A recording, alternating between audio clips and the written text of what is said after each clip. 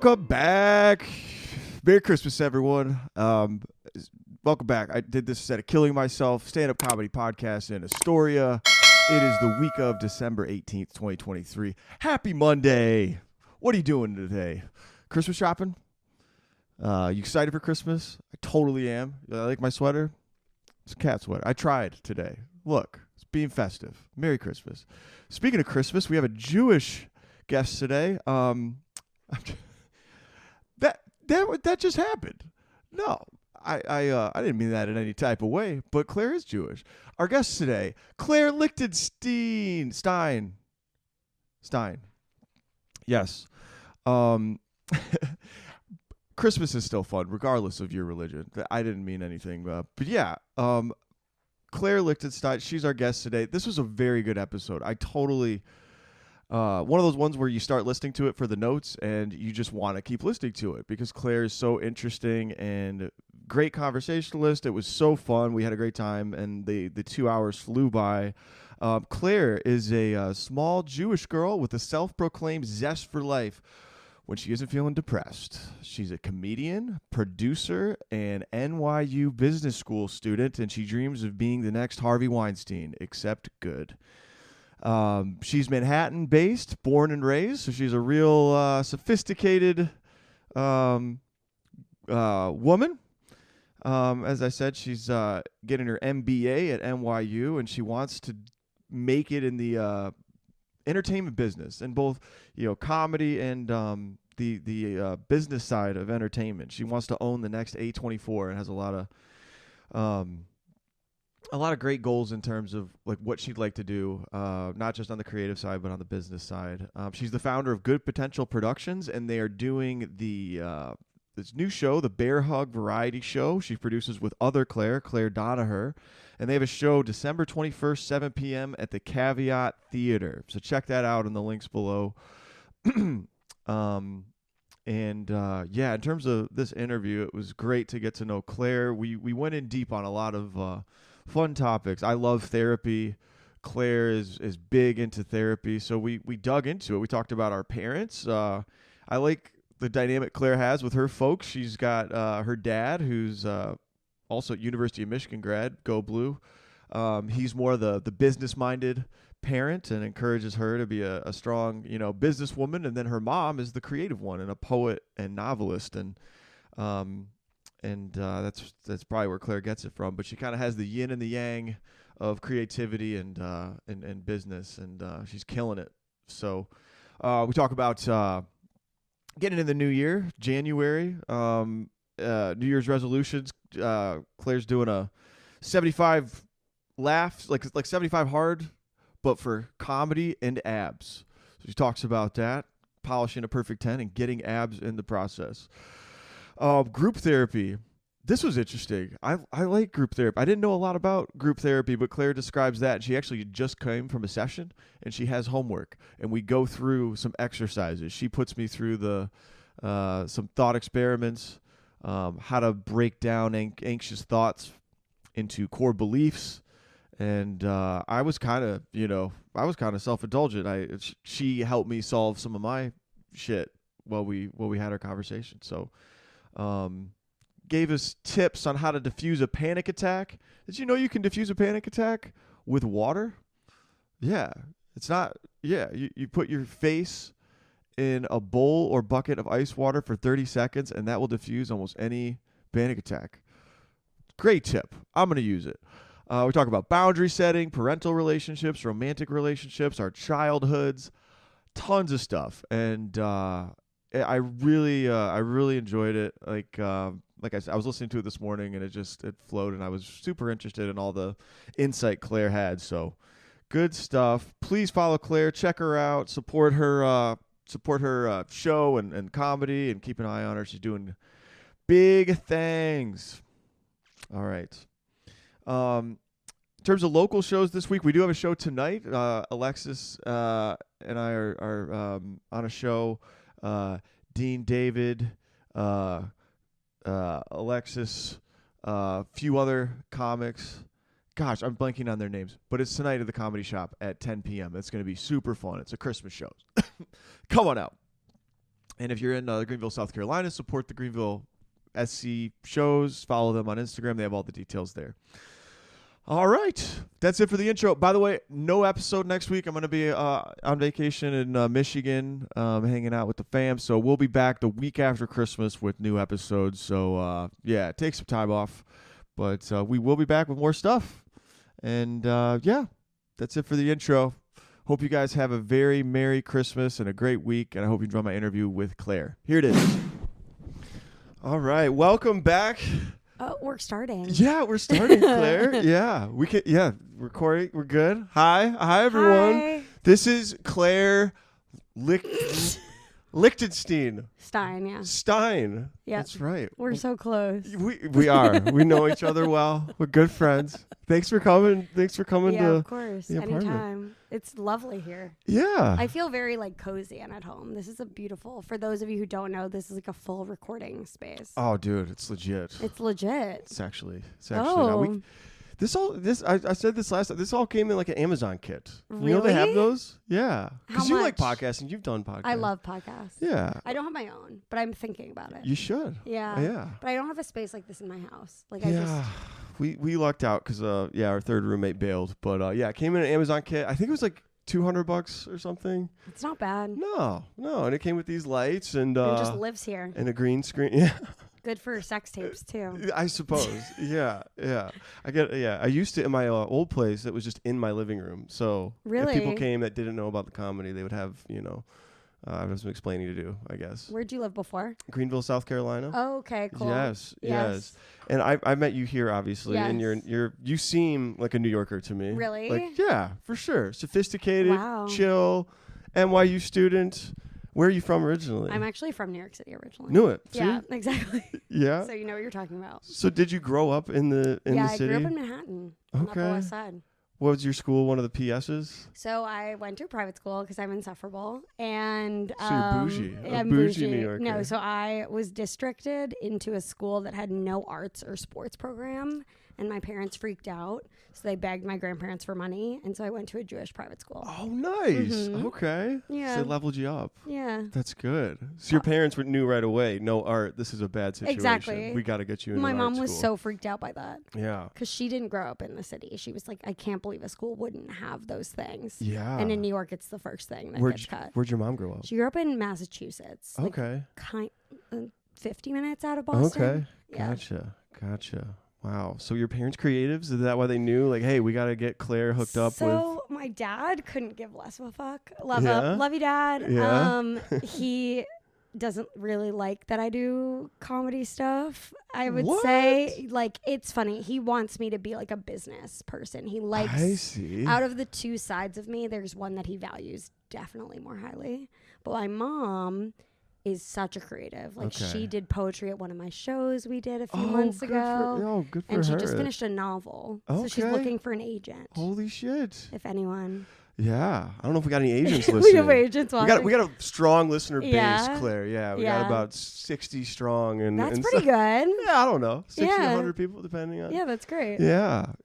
That's awesome. Okay, so your dad has the two sides of you that he values. He values the one other side more. What side is that? I would say the business side. Yeah. So I'm in business school now at NYU. Hell yeah. Which is but the reason I'm going is I want to do entertainment business. But my dad wants me to do conventional boss girl business. Like what? What would he have you do? Because you want to be a CEO of a... If it were climb up the to ladder. him, I think he'd want me to be a CEO of a very stable industry. Okay. Like insurance. Which sounds... Insurance sounds lame to me. Miserable. I don't know. I'm in med device. You are? Yeah, you could... I don't know. That's very stable. Dude, yeah. People get sick all the time. Yes. We profit off the mass illnesses of Americans. Keep getting surgeries, people. It's good. I don't think we're not as corrupt as pharma. Definitely not. We're not corrupt at all, actually. But your cousins with well, pharma. Here's the thing. So Here's the thing. People get old. They need surgery. You Right. know, you need a knee. You need a hip. You need Sure. So do you sell the products? Yeah. That's cool. Yeah. Do you go to hospitals? I used to. I was a rep Whoa. for about 7 years and go into hospitals and stuff. And now I'm a pricing manager. So now I have a remote job where I just work from here. I don't go into hospitals and stuff. I think better. Yeah. Well, it's better for comedy. It allowed me to move here and stuff. But no, anyway, like in our industry, like it's like all of our sales leadership is full of kick-ass girls. Really? I should say women. Actually, yeah. Women, yeah. It's very in vogue right now, I think. And yeah, we've got a ton of... Because like before in Med Device, it was all like good old boy stuff. It was like who's boys with the surgeon, taking them on ski trips. And like it was all, you know, inside relationship kind of stuff. But, you know, we've gotten more progressive and we've gotten a lot of very talented women in our company. So you can come, you know. They might be hot too. They might be part of it. They are. Well, they're hot, I guess. They're attractive. We hire attractive. I'm just kidding.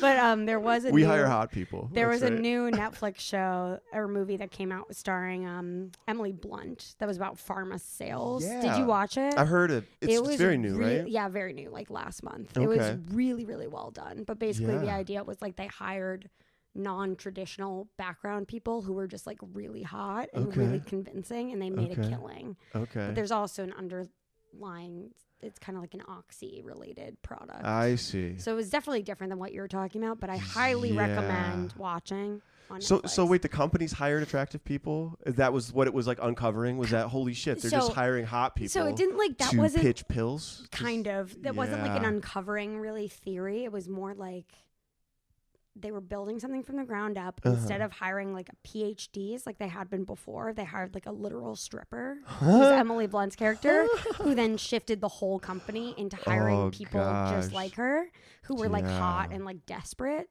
for money, and they ended up making a fucking killing. Yeah. But then it all kind of falls apart because they realize the pill's addictive. Right, and it's causing the collapse of society. Yeah, but I don't want to spoil effect. it. But Emily Blunt's character is very likable. Yeah. That's awesome. In the show, despite everything. I swear, dude, the power that beautiful women have, it's unstoppable. Do you know that you can make the most powerful men in the way jello? Well, instantly. That's why being a gay man is the best. I agree. Right? Because they're immune to feminine wiles. Yes. So gay men could be even more powerful, I suppose. I think so. There's a guy on our team here he's part of the New York sales team, and he's a gay dude. And I love this guy. Yeah. Oh my gosh. Yeah, the confidence he has. Yeah. And just like his girlfriend, listen, like that's what he says to me. He says that to his boss, like, girlfriend, I just got to vent you. No, he doesn't. Oh my God. He's so great. That's amazing. He's so great. But yeah, very confident, and he'd be immune to like, you know, feminine wiles. Feminine wiles. Is that what it said? Yeah, feminine wiles is like like wiles. What does it mean exactly? But the term feminine wiles is basically like charm of a woman. Riz. Yeah, riz. But feminine it's like riz. Energy. Yeah. Okay. Yeah. It's like like. So I guess riz. Sure. But it doesn't even necessarily need to be like intentional riz. Do you know what I mean? Yeah. I think wiles could be like just them existing. Yeah. You know? Right. So you're on this path. I'm curious. So like you're killing it on both fronts. I mean, oh my God, wow. Comedy. Thank you. I did a little research. Your production, good potential productions, Bear Hug. Yeah, we just launched a new rebrand, kind of. Yeah. Yeah, with the other Claire. Yeah, with the other Claire, who I know or have met before. I love her. Yeah, She's the best. That's sweet. You did research. Speaking, it was literally 5 seconds before. That's so nice. I found that if you have a piece of paper, it kind of makes it seem like you're doing something. For sure. Right, but like you're killing it in comedy. Like, how long have you been like super active in comedy here in New York? Well, I started my first ever set was in July of 2022. Holy shit. Yeah. So not that long ago. Wow. And I would say I started doing it seriously in February of 2023. Wow. Yeah. So I call it a year. Yeah. You know what I mean? Because it's like I didn't really... Do you get that compliment a lot of like, I thought you'd been doing it longer? Not all the time. I'll say it. I thought you'd been doing it longer. Thank you. I appreciate it. I feel like I am kind of not super confident when it comes to comedy, just because I'm dedicating so much time elsewhere. Yeah. Like I'm not... I wish I had more time every single day to like organize my jokes every day. Totally agree. You know what I mean? Yeah. Yeah, because a lot of our peers are like quitting their jobs and I know doing it. I know. And that's really cool. But I have a lot of I eventually want to open my own production company as well. Okay. So the business school thing has actually been like good, even though it's a time suck and I don't love that. Yeah. And you're keeping, and I'm trying to keep up with comedy. I need, starting January, I have a new plan of like writing goals. Yeah. That I'm really excited about. What's the plan? Have you heard of? We share. I mean, you don't have to share. Some people's magic sauce is, Have you heard of 75 soft or 75 hard? I've never heard of 75 soft. I've heard of 75 hard. Okay, so that's 75, like physical shit. Yeah. Right? So basically, I have 2 goals by March. Polish my perfect 10 minutes. Okay. And get abs. So those are my goals. Nice. And so I'm going to work out 45 minutes 6 times a week and also write for at least 15 minutes a day. Because right now I write sporadically. Like I'll write for like 3 hours. Maybe that's like impressive. 3 hours, but like once a week or like less than that even. You know what I mean? Like I need the consistency. Yeah.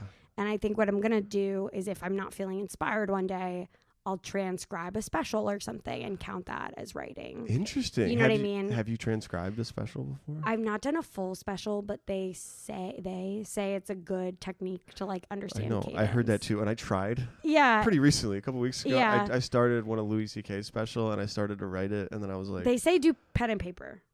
Oh, I don't wanna. No, I don't wanna. I hate. I don't want to. I tried. I heard the pen and paper theory too, and I tried just for general writing, and I was like, I suck. I should have known how to do cursive or paid more attention. So that's my goal. I'm just printing. So have me back on in March. Yeah. And I'll have abs and I'll have accountability. 10 minutes. Yeah. No, I'd love to. Okay, great. That's okay. So that's a 75 day. 75 day straight. Endeavor. You could do it with me. January 4th, we're starting. God, that sounds. Do you want to start? No, anyone do it with me? No, I don't want to do. Anybody want to do 75? Yes. I don't know what to call it 75. because it's like 75. It's 75 soft for the physical, but then there's also the like comedy element. Right. 75 laugh. 75. 75 chuckle. Yeah. So get back to me. What is your ab routine going to look like? So I've been doing SLT. Do you know what that is? Mm-mm. Okay, it's Pilates. Are you familiar with reformer Pilates? A little bit. Machines. Pure Barre, is that what that is? So Pure Barre is different, but it's similar. They're basically cousins. Okay. But Pilates, there's either mat Pilates or reformer Pilates, which I do. And you basically go on this giant contraption and you have to like use resistance markers that they have, and you strap in your feet and do the most insane workouts anyone's ever done. Are you already doing this? Yeah, but I'm not doing already it have regular. Abs. No, you seem to be a little extra hard on yourself. I think that's 100% true. Are you? Yes. Okay. I have the worst. Speaking of self-esteem, all of this stuff. Hold on. Seems to be. These are my. Like you're being very These are my core beliefs about myself. So guys, for y'all listening, I do group therapy once a week, and I brought all the homework from my group therapy. Yes. To this podcast. I've never done group therapy. I've only done the one-on-one. I do the BetterHelp thing, but this you is do very BetterHelp. Interesting. Yes. How do you feel about BetterHelp? Do you like it? Well, I have nothing to compare it to, so I think it's good. I like my dude, Terry. Shout out Terry, my main man from North Carolina. He's a 50-year-old black dude with a family of his own, and he's got his shit together. You know, he's seen a lot. Oh, wow. He was married once before. So I'm saying a lot of his shit. So I have a point of feedback already for Terry. What? Therapists are not supposed to give you any information about them. Why not? Full stop. That's just a rule. What? That's a thing. No, it's not, dude. Yes, have you seen Good Will Hunting? Okay, but that's like a has been studied in therapy of like what not to do. He's like not. But you're supposed to form a connection with the patient. But all of the therapists I've ever had, I don't know anything about their lives. Okay, so I shouldn't even. It's phone. So I shouldn't even know he's black, huh? Like I should not. Have you ever met him via video, or has he told you he's black? Video was an option, but I always just clicked the phone. So wait, how did you find out he was black? I see his picture. Oh, okay. You just you can tell his voice. Yeah. Dude, fuck off. I'm sorry. I was like, let's cancel David. Yeah, Terry doesn't live. But anyway, so I've only done the one-on-one. So I don't these lists of core beliefs. Yeah, guys. So basically I brought a list we got it today, of core beliefs, where basically there are certain beliefs you can have about yourself, and they're broken up into 2 categories. What are the 2 categories? All right, the 2 categories are helpless and unlovable. Right. So I have a little bit of both on either side. Inadequate. So the idea is when you're feeling anxious or having a thought, you can usually distill it into a core belief about yourself. Okay. So like, I wish I wrote every day. It's so bad I don't write every day. I'm never gonna make it. Whatever. Inadequate, core belief. Powerless, core belief. Incompetent, core belief. And these are all in the helpless column. Helplessness. But then maybe unlovable could be unwanted, perhaps. Yeah. Or worthless. Yeah. I'm not getting opportunities. I'm not getting booked. Yeah, I don't know. What's the deal? But like one that happened to me recently was like a guy that I used to see started dating someone new, and I ended it with that guy, dude. You ended it. But like then I started feeling like, oh. Did you want him back? It was more like, I think, oh, he moved on, so like sad. How fast? If you don't mind me asking, what was the gap between the ending? Maybe like 2 months. Okay. So like normal. Yeah. Like super normal. Did you want him to cry over you for 6? Would that have been better? Yeah. 6 months? Maybe. and then unlovable, alone. Maybe I felt bad. How do you feel? Not good enough. Sad. Right. So yeah. That's my life. So can you like break down like group therapy? So it's in a group. Yeah, you're like in a I group. literally am an idiot. I don't know how it's structured. So, is it like no, it's a great question. AA? I've never been to AA, but I imagine it's somewhat similar in that you show up, you enter this room. The difference would be from what I've seen on movies, right? AA is like a lot of the times there's like a podium and people like speak. Right. You know, it's not like I'm that. An alcoholic. It's a circle for sure. Okay. And there's usually 2, sometimes 1, like licensed psychologists usually who facilitate. 2. Okay. Yeah. So in my group therapy, there's like a PhD doctor and then like her assistant who's like a master's student. Yeah. And then they basically facilitate. Is this all through NYU? Actually, no, it's through Mount Sinai. Oh, okay. Yeah. Okay. That's great. So it's been good. So they're licensed psychologists. Can they prescribe medication? They can't prescribe medication. Okay. So it's not that. So it's more just like they give you handouts and like homework for the week. Okay, cool. And then usually we spend the second half doing thought records. Do you know what those are? Okay, so basically you describe a situation where you had a thought and like an emotional reaction that doesn't match what the feeling should be. Sure. You know what I mean? So it's like something small makes you have not super small, but like your reaction was disproportionate. Sure. And then you basically go through the situation, what your mood was, what were your immediate thoughts, evidence that supports the hot thought. That's what it's called. And then evidence that doesn't support the hot thought. And then what are the alternative thoughts you could have? Yeah. And basically, Sure. I have one. What is it? Well, do you want to do a thought record? I would love to. Okay, let's do it. The reason I'm picking this one is therapist, like my group therapist always makes fun because I never do the homework. So she's going to be really happy. She's going to be like, you did it for someone else. Oh, yeah. Well, we don't have this is self-indulgent a little bit. I don't but this was one where are we going to clip it? We can. I mean, we will produce a clip, but I don't know. We don't know where that's going to. Yeah. But this is one where my reaction, I got so fucking furious. Okay, so what was the situation? Who were you with? What were you doing? When was it? And where were you? Well, it happened over the course of a couple of days. So I'm not to throw my roommate under the bus, but I let her borrow my car. Oh my God. I hope she comes in. 19 unpaid parking tickets. Okay, which is my fault. Wait, from before? Correct. Okay. Yeah, I've quite a few. But yeah, the hydrants and the the alternate Are they all side New York parking. Or some? Oh, no. These are all New York in the last couple of months. I'm just. God. I don't know. I think I would dispute some, but like I haven't paid them because I'm just a jackass. I don't. whatever. Sure. So she borrows a car on Thanksgiving. She parks a little too close to the fire hydrant, and then she calls me and she says, I have bad news. The car's not where I left it. It was either stolen or towed. So I came back. The car's impounded, right? Oh, my God. And at first, I was like, okay. Wait, I think you DM'd me about the car being impounded. Did I? Yeah, because you were like, I'm at the car lot. Oh, yeah. Yes, this is the fucking... Okay, so when it really got bad was when I got back from Thanksgiving. I was like, no big deal. I'll go over to the impound lot. It sucks. I'll have to pay, but I'll just give my credit. That's no big deal. I have, Sure. It's not like... I'm rich. I'm rich. It's fine. Money will solve this. Yeah. Didn't. So I go, she writes on the top of the paper, scofflaw, which, do you know what that is? No. Yeah, so it's a Seinfeld episode's based on it. It's the scofflaw, but this will happen if you have a certain number of unpaid tickets that are past a certain amount of days delinquent. They will call you a scofflaw, and that's when you're in danger of getting towed, and that's when they'll throw the fucking book at you and all this shit. So they wrote scofflaw, so I was like, oh, crap. So she's like, you have to pay $571 in the tickets. And I was like, okay, that sucks, but I can't, but whatever. And then she said, oh, wait, what's with your registration? And I was like, it's in South Carolina registration. They're like, it's expired. And I'm like, so you can't take the car even if you pay it. Yeah.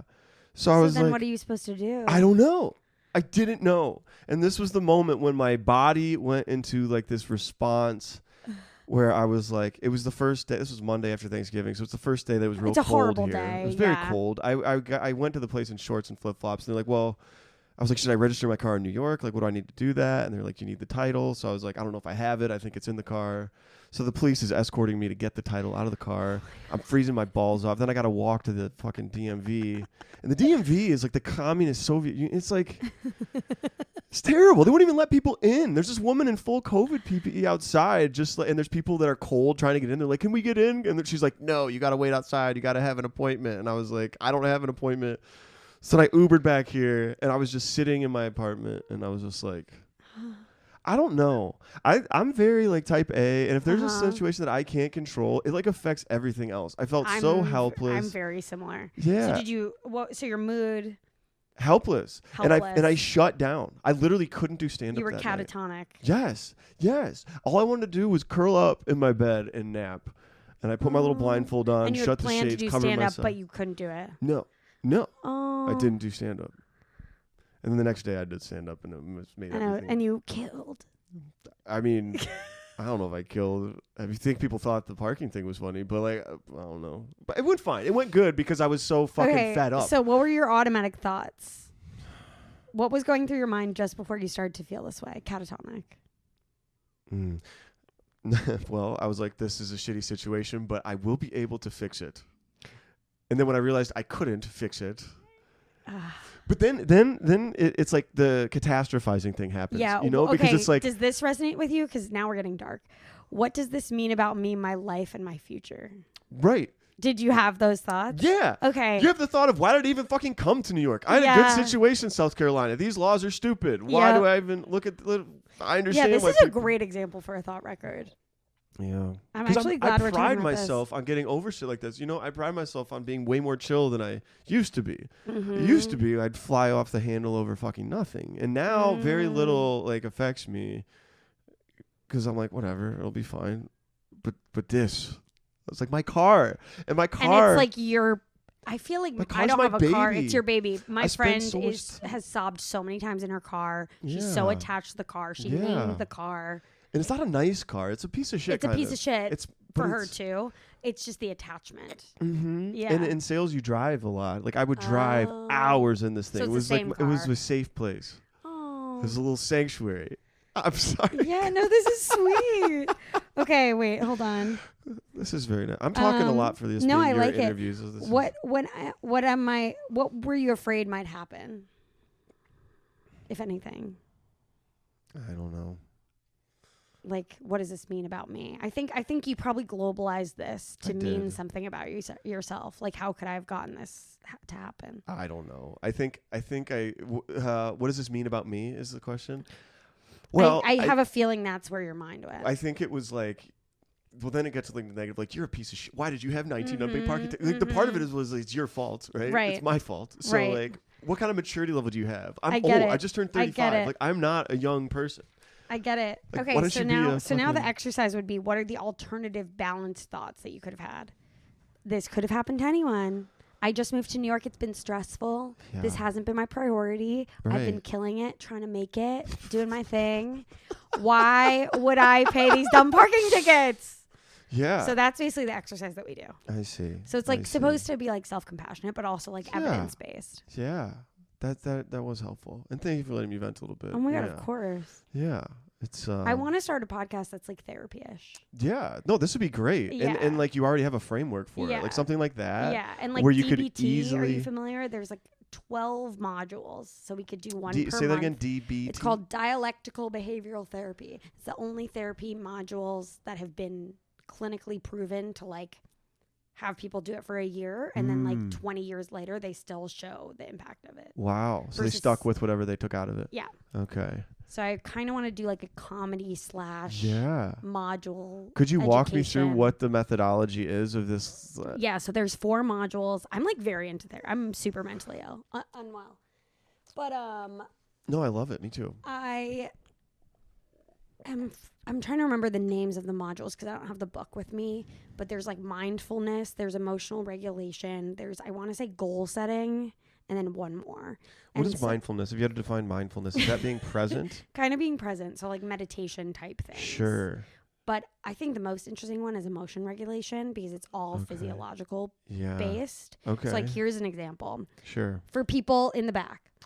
Yo. There's something called the tip skill. Have you heard of this? Tip scale. Tip, TIP skill. Scale? They're all called skills. Or skill. Skill. Not like of scale you're weighing something. Yeah, skill. yeah, like tip a skill. Okay. So tip, I forget what it stands for. I really should have prepped more. But I didn't realize we'd be talking about this. The idea is, let's say you're like having the start of a panic attack or like crying or something that you can't control. Right. There have been studies to prove like once you go underwater for a certain amount of time, your body basically like overrides itself. So like the need to hold your breath calms everything else. Ooh. If that makes sense. I thought you meant figuratively underwater. You mean literally underwater. So what they say is to take a bucket of ice water. Yeah. Or like a bowl. Yeah. That's deep enough to put your whole face in. And just do that for 30 seconds. And it's the craziest shit. You just stop whatever it is that you're doing. Like panic attack, crying. It's bizarre. Hell yeah. Yeah, it's cool. Yeah. No, that's fantastic. Yeah, tip scale. It's kind of interesting too. I'm very comforted by water. I'm kind of a water person. I find that all of my friends are like that. Do you like living near a body of water, for example? I'm a big water person. Yeah. I mean, you have your whole life if you grew up here. I mean, you have, it's not the cleanest water, but it's water. I mean, it's a river. Something. Hudson, I love looking at water. Yeah. What do you think it is about that? I don't know. Well, they say that back in the day, like in the era of like Little Women, they used to cure like hysteria or like different kinds of illnesses by just like sending you to look at water. Okay. And there have been studies that like being near water just like calms the body. Yeah. So it's like a thing. Interesting. Have you ever been to the Midwest? I have. Michigan? Okay, so my dad went to Michigan. Go Blue. Hell yeah, go blue. Yeah, and number 1 in the country. Yeah. And I have family in Iowa and Ohio. Okay. Yeah. Yes, you know the Midwest almost went to college in Ohio. Which school? Kenyon. It's like tiny. Tiny? Okay. Yeah. Well, I went to a tiny school too, liberal arts college in the southern part of Michigan. But if you turn around, there's the Michigan map. So I'd love. When I was in high school. That's beautiful. Yeah, we moved to this beach town, Holland, Michigan, and it was probably right here-ish. I love when people talk about the mitten. Yeah, I could have done it on the hand, but I got that nice little map there. I don't know if it's in frame. Have you been to Walloon Lake? Or do you know where that is in the north? It's by Petoskey. Petoskey? Yeah. Maybe. Do you know where Petoskey is? So I've been there because my best friend Martha. Shout out Martha. Martha Bogo. She'll probably listen. Yeah. She has a house there. Oh, okay. She grew up in Grand Rapids. Yeah, I was born in Grand Rapids. No way. Yeah, okay. So I've been to Grand Rapids like 3 times. Yeah. To visit her family. Very cool. Yeah. But I remember that move though because it was I was in Green Bay before that and I was starting high school, didn't know anyone. And a big comfort to me was going to the beach at night. And I don't know if you've ever seen Lake Michigan. Yeah, beautiful. Yeah, it's like the ocean. Yeah. And there was something very comforting about just being in the sand and just swimming out and just being like, okay, I'm stressed, but like this is like, it's just something about how big it was maybe. Yeah. Like the lake is big. How late at night was it? Well, the awesome part was there's no waves. Sunset. Yeah. It would probably be, and the sun sets late. That's the thing about Michigan is it's like the farthest west. Oh, of the time zone. Before you go into the central time zone. Yeah, so yeah. the sun, the days feel long. So the sun will set at like 9, and because it's like a west coast. So the sun sets directly over the water. So some of the most beautiful sunsets are in. Wow. Yeah. So that was just like, and playing sports and stuff. We would just go out and swim But water, so that's a good thing. So water is known to be calming. So that's a emotional regulation skill. Sorry, I just totally went off on that. No, I liked it. Yeah. There's also there's like something called Dear Man or like Please. They're all these acronyms, and so it's basically like Dear Man is like helps you as a framework ask for things you want or like establish boundaries. Okay. I feel like this would be a really good podcast topic. Yes, it is. About it, but I like didn't prepare any. No, it is. I want to go through examples. So so this is like setting boundaries. If you have an issue with setting boundaries, which I do. Which you do? Okay, yeah, of course. Yeah, saying no to people. I can't say no to anyone. Really? No. What are the types of ways you've been burned before? I haven't really been burned. I don't know. That's a hard question. What happens is I'll just like overwhelm myself with taking on too much, and then I'll be like, I'll just bear. I just want to be liked by everyone. You know what I mean? Okay, here we go. Dear Man, intended to help us develop effective interpersonal communication that will help us get our needs met and develop healthy relationships with others. That's the goal. Okay. So D is describe. So describe the current situation. Stick to the facts. Tell the person exactly what you're reacting to. Yeah. E, express your feelings and opinions about the situation. Don't assume the other person knows how you feel. A, assert yourself by asking for what you want or saying no clearly. Do not assume that others will figure out what you want. Remember that others cannot read your mind. But then this is the part, all of that's like kind of boring. In my opinion, it's like obvious, all 3 of those. I suppose. It gives me anxiety. You're like, no, it's not obvious. Well, I just know I don't automatically do those things. Okay. But I know I should. This is the part that's cool. Yeah. In my opinion. R, reinforce or reward the person ahead of time by explaining positive effects of getting what you want or need. If necessary, also clarify the negative consequences of not getting what you want or need. Okay. So I think that's kind of cool. Yeah. So like, let's say you're establishing a boundary with someone, like, hey, Alexis, like, I don't want you to borrow my car or something. You could explain, you could say, like, what you will give or what you will feel like as a reward if she follows the boundary. Like if you're able to not ask for my car more, maybe I will feel more comfortable with like lending it to you in the future or something. I don't know. I'm just riffing. versus This is real shit, dude. Versus you would say if you keep asking. When she's done with her therapy session. Let's get her in and ask her. And then speaking of therapy is just like in the energy, do you think? Yeah. Because she's having it and that's why. Maybe yeah, it's in the air, yeah. But then you'd be like, if you continue to ask, then it'll make me upset in XYZ way, and this is how it'll results. Right. Whatever. So we did dear. Are you good at that? Oh, I'm okay. Yeah. And then mindful for M. Keep your focus on your goals. Maintain your position. Don't be distracted. Don't get off topic. Speak like a broken record. Keep asking for what you want. Repeat, basically. And then appear confident, effective, and competent. Use confident voice tone. Blah, blah. And then negotiate. This is important. Be willing to give to get. Okay. So like if Alexis was like, but I really need your car, then you have to be like, here's an example of what I need in return. So that's Dear Man. Okay. Do you get it? Yeah, I do. Although I would just be like, all right, fine, fucking take the car. And then I'd stew about it and you negotiate. And then reduce your request. Say no, but offer to do something else to solve the problem another way. Say no, but offer to do something else. Yeah. Like, oh, I'll drive you. Yeah, exactly. Yeah. I would do that. Yeah. For sure. So DBT is cool, man. Mm-hmm. Yeah, it's fun. Wow. It was invented in the 80s by a woman named Marsha Linehan. Okay. Look at you. I know kind of a lot of random things. No, this is awesome. How long have you been in the group therapy or doing this kind of work? I've been doing group therapy for 3 years on and off. Okay. But I just started this group in July.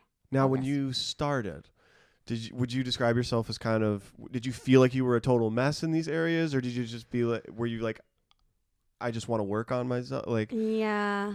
Well, it's funny because my individual therapist was like, I kind of feel like you need to be around people who that's the huge benefit of group therapy. Mm-hmm. Because I don't know if you relate to this, but like when you're talking to a therapist, it's kind of a power dynamic of like, they're the healthy one and you're not. Yeah. So group therapy is cool because you can like bounce things off of other mentally ill people. And it also kind of normalizes. Because you can only hear from a therapist so many times, like, you're great, your reaction was fine, you're doing great. Mm-hmm. But if you're hearing it from other people who, like, get it, yeah, it's easier, in my opinion, to relate. Right. Does anybody ever call anybody else out in the Yes. session? Like, I think that's off base. Dude, yes. Yeah? So I was doing group therapy this summer, and I said something really problematic. And What did I you got say? yelled at. So my friend, who's now my friend, I can't say who, but was talking about an experience he had growing up that was like very traumatic about I'm not going to get into too much detail, but it was like having to do with like the wilderness. It wasn't like so traumatic. I'm so curious. Was a bear involved? No. Okay. Bear was not involved, but he was basically like forced to do like a terrible like long hike, and it was just like, oh no, really, really tough and like hard because he didn't want to do it, and it was like a really long like camping for like way long, basically not what he signed up for. Right. And it was hard on him physically. And it was just like a really intense experience. Sure. But the way he spoke about it was like incredibly like powerful. That I think I was this was like my first day of group therapy, and I was trying to be supportive, and I was like, I just want to read you write poetry. And he was like, I literally hate you. I was like, oh, it was so, this would be a great, it was so patronizing. Be a great novel. It was literally so patronizing, and he was like, that's really fucked up. And I was like, oh my God, I'm so sorry. I don't think that's that bad. I think I would have said something like because that, not knowing. Comedians are fucked up in the head. We take our trauma and make it into like entertainment. We make it into art immediately. So I was like, let's do art. And he was like, no.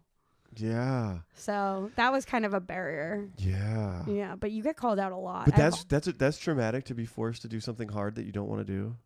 Yeah. Well, it depends. Fuck. In this context, it was. Okay. I can't tell a lot about it. But like another example was like I would say shit about like romantic history, and then my friend would be like, Claire, you're being silly. Da da da da da. Like they call you out because it's the same group members each week. So I see. They, so they you're get pretty to close know, with this crew. Yeah. So group therapy's wild, man. So they call There's a really good book called Group about group therapy that everyone should read. Okay. Group. We could also talk about anything else, but I feel like this is interesting. Yeah, no, it totally is. That's being forced. Is it to do usually like against funnier when people come on? No, I don't. Hey, listen, I don't put any pressure. What is funny? Who could be funny for like? Yeah, these things are like an hour plus. Well, that's why I like podcasting. People work for years to fucking structure a special for that long. We're not going to be like. Well, podcasting's cool because it feels like you're in the room. If you're with naturally funny people who can communicate, it's if we're interested, yes, it's interesting enough. I think, and I don't know the fact that people are still listening. Fucking 2 years later. Do you have like loyal? Do you have like loyal fans, like a Patreon? I don't know. This is you horrible. need to do like a dialogue. I don't. Yeah, I don't talk to my listeners at all. We don't really engage. You should. Maybe you could do like a poll, like an Insta poll. What kind of questions would I? You could be like, what do you want to hear more of? Yeah, like how do you want to interact with us? But here's the thing. It stresses me out because as soon as I commit to like something of like extra, like, do you want to be on a mailing list? Like, then I gotta write the fucking thing every week. Okay, but that's complaining. You could do it. I could, yes, yeah. You've done the hard thing. You've developed you've bought the kit. Look, I'm a lazy person. Okay. No, you're not. But you moved to New York. You're trying to make it. I'm not trying to make it. I'm not. I don't give a fuck what happens. Like. I don't even like putting the goal out there, but that's true. I honestly feel like How do you feel? But you trying to make it? I don't know what making it looks like. I want to be. Me neither. I want to be like a entertainment leader, but I don't know if that's only stand up. Right. I don't think it is for me because I have so many interests in producing also. Yes. That I think it's going to be a few different elements. Okay. I hope. Gotcha. Hey, Alexis. Hey. You done with therapy? We've been talking about therapy for 30 minutes. We're talking all about therapy. Amazing. Yeah. David needs more. Yeah, she's helping me. He just told me about his therapist, Terry. Yeah. And apparently he's like kind of not a correct therapist in terms of his behavior. like would you agree, Alexis, that you're not supposed to know anything about your therapist? I would agree. He knows a lot about Terry. Like a lot. You're using therapy wrong. I know. Terry told me, dude. I think Terry's like Robin Williams in Good Will Hunting. Like he's like, because in the movie, Matt Damon's today? like, you're not supposed to talk as much. I never heard a therapist talk as much as you. He's like, I That's told you the I wrote this. whole- I don't would know. you I said I agree know the how to premise do of it. Good Will Hunting is like he's not a normal therapist. Dude, I want to fucking hug and cry with Terry as he says, dude, it's not your fault. He also found out he was black just by his voice. That's problematic. False. That's false. That's Canceled. That's an embellishment. That's not. I know, I'm lying. Yes, I'm actually lying. Yes, Claire is. I heard about the car thing. That's not on you. It's both of our faults, but also who got 19 of the tickets? Yeah, Right. yeah. We It's me. practiced boundary setting. Right. So you can't borrow the car anymore, bitch. I'm taking a goddamn stand. I'm not. No more Mr. Nice, David. Yeah. How was your therapy? Does she want to get in here? Do you want to get in here? That's her boundary. There's not really an extra chair. No, it's to be fair. fine. No, it's okay. We'll catch up later. Okay, good to see you. All right, get the fuck out of here. Go to your. Oh, That was Alexis. We love each other. That's Alexis. Yeah. So, what were we talking about? We were talking about a Making lot it? of different things. Yeah. Making it? You What want to be about- a production I want to pillar, eventually an icon. Yes, I definitely want to make it in terms of like be a name. Be a name. I would love to be a name. Claire Lichtenstein. Lichtenstein. It rolls off I the tongue. love baby. that name. That's great. But I could see that being stand up. I could see that being like podcasting. Acting. I could see myself doing a little bit of acting. But like the thing that I think is the most realistic as like a primary, I want to own like the next A24. Ooh. Yeah. Or Look like a at comedy you. production company or something like Hell that. yeah. Yeah. And that I think A24. is like possible Yeah. versus like having a special. I don't know. No doubt. I'd love to put out my own special eventually. I don't Mhm. know. But I'm not Mhm. good enough at all yet for that. Mm. It's hard to say. No, I think those are all great. I Yeah. think there's a window for that kind of thing too. I mean, I don't know Yeah. if you feel this way about movies coming out lately, but I feel like lately movies have been very hit or miss, mostly miss, Yeah. mostly fucking like the big production companies Yeah. are trying to like, I don't know, engineer something that will be pleasing to every demographic. It's so funny you and- say that. I worked for Warner Brothers this semester and we had a huge dialogue with respect to like what are the choices being made around content because they have so many series like the Marvel universe or I'm sorry, the DC Comics universe or like Harry Potter is them. Yeah.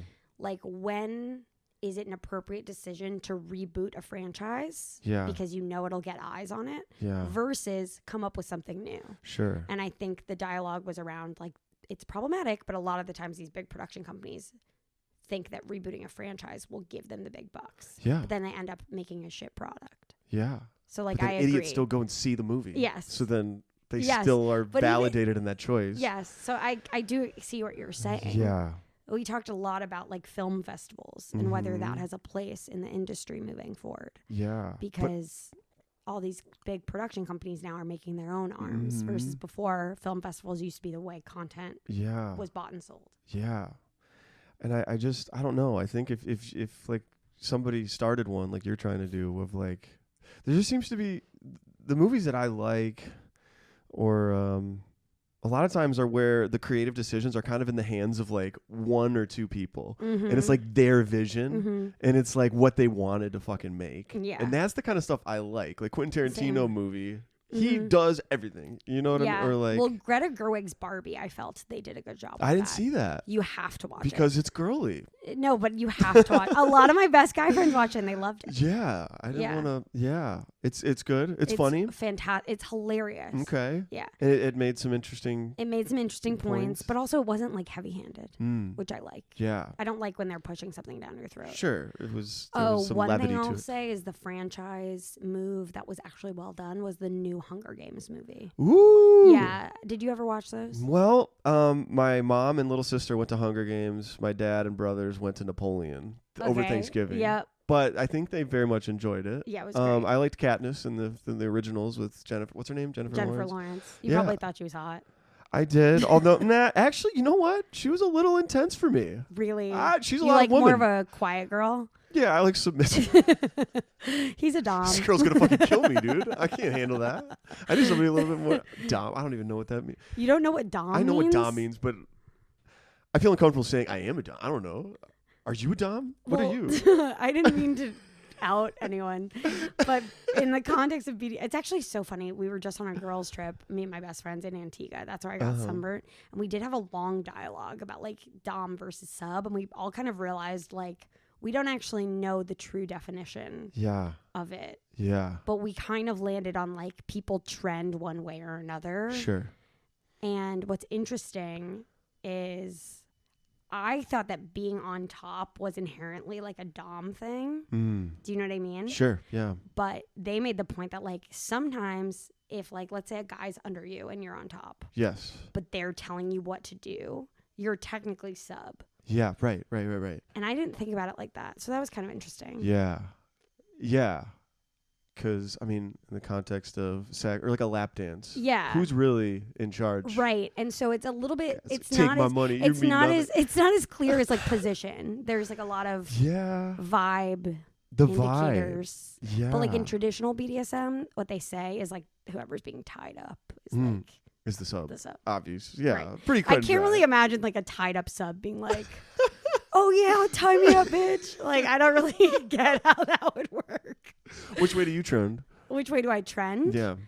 It's a very personal question. Yeah, I'm sorry. See, I would be fucking kicked out of your therapy session. I'd be like, you don't have to answer. It's okay. It depends, I guess, on the mood. But I thought I was more... I would say I'm maybe 50-50, maybe 55-40. Okay. Yeah. Okay.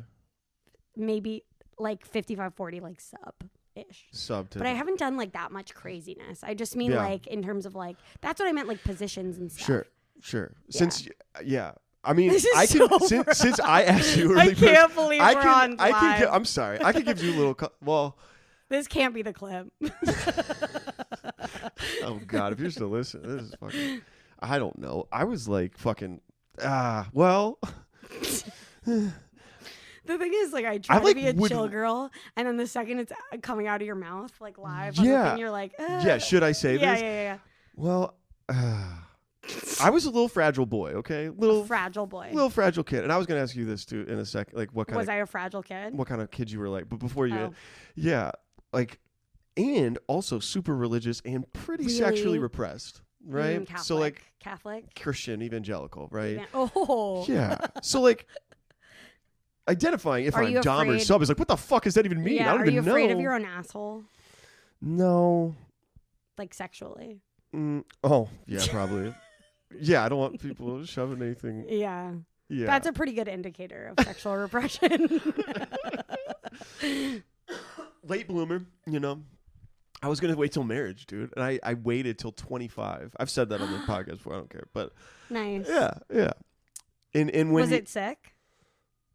It was bad. The first time? Oh, it was bad. Really? It was just terrible. It was terrible. And really a mistake to have waited that long. Yeah. No, it wasn't a mistake. I mean, the girl was fucking great. I mean, sure, it was amazing. It was an experience. Sure. We shared together. Was she a virgin too? No. No, but you know. Was it quick? Yes, very much. Oh, instant. I mean, it was instant. No, I was like, oh my God, what is it? Like, I couldn't believe. Yeah. So you were repressed and you were a fragile boy. Yeah. So like if I did like do a pie chart of dom to sub, I would probably say 50. Like I'd like to you'd like be to that say, guy. I'd like to be that guy. Sure. But I don't know if I am. So Sure. like it's like I'll also definitely go with if you So want I think you want to drive, I think like what you're you can drive. describing is what I am, which is switchy. Okay. Which is like, if you research it, it's like you like the taking turns of it all. Yeah. You know what I mean? Yeah, sure. Sure. So that's normal. You know right? what I mean? I think that's normal. Fine. Okay. Neutral. Yeah. It's like a palatable answer. Yeah. How do we get on Dom sub? How do we? I think you took us there, but I'm not 100% sure. Oh, man. Yeah. You wanted to ask about me as a child? Which Yeah, is like yeah. A perfect... Let's go there because I can't remember what strain of thought we were on. Yeah. What kind of kid were you? What were you like in elementary school? I'm trying to think like how to describe. I was very performer-ish.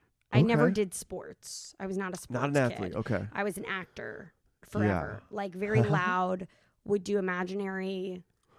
Like I always thought my life was a movie. Like I remember I wanted a little sister. Yeah. I still do. Yeah. I wanted a little sister. I prayed to the moon for a little sister, and I had this vision of like a long shot. You know what I mean? Of like a camera up against my face. Me praying to the moon, being like, I really want a sister. And then I got one. So, dude, you're like Jim Carrey with these manifesting honestly, stuff. It was crazy. Yeah. But what else? I was a pretty anxious kid. Yeah. Like I had to go to therapy when I was 4 because I was too anxious to poop. Like literally. But I was always pretty cute. Were you shy when early on in school? You're outgoing. Okay. I'm very outgoing. How were you with like classes, like in like school? Were you very always. Like I have to get A's? Yeah. I have to study. Yeah. Did you have your mom check your homework before you handed it in? So one thing that was kind of crazy about me, I stopped having my parents see my homework when I was 10. Okay. Which what feels grade is that? Early, 4th grade. Like my parents didn't help me with homework after 10. Yeah. So I kind of just like raw dogged it. Yeah. I was that way. My mom would check my home. I would do my homework, but I'd be like, Mom, can you check this? Oh, really? I didn't even. To make sure it's perfect. Okay, so you're a perfectionist. I'm the same. Yeah. How'd you do in school? Straight A's. Wow. I was valedictorian. Whoa. No, I don't say that. That's cool. Maybe 10 years ago I would have meant, I want to make sure. It's not good. Yeah, it kind of fucks you up. I don't look at it. Yeah, I went to a careers appointment with my school. I was a fucking psycho. Yeah, I went to a careers appointment at my school, and she was asking about my high school because I went to a very high-performing high school in New York City. Yeah. And as you can imagine, like, toxic parents. Yeah. Because not mine, but, like, most of my peers. They're, like, watching the ranking in the class, and, like, you got to fucking... And I literally was mid-conversation, and she goes, I have a question. Do you find that your anxiety is tied to the fact that you went to such an intense, like, perfectionist school? And I was like, yeah. Yeah. But to the point where she recognized it, we met for the first time. She was like, did you go to a high-performing school? I was like, yeah. Yeah. So it's not great. So the competition wore off on you? So, like, I would say I still am pretty competitive. Yeah. Yeah. Like, comedy is inherently, which I hate. I choose not to. Yeah, it's hard, though. Not to compare yourself. It's hard not to get jealous. Yeah. Like, I don't care. And then you see somebody else, you'll be like, fuck. Oh, I hate them. Well, I think what's hard about being in New York is there are, like, geniuses among us. Yeah. Like our peers who are just, like, premise kings and queens.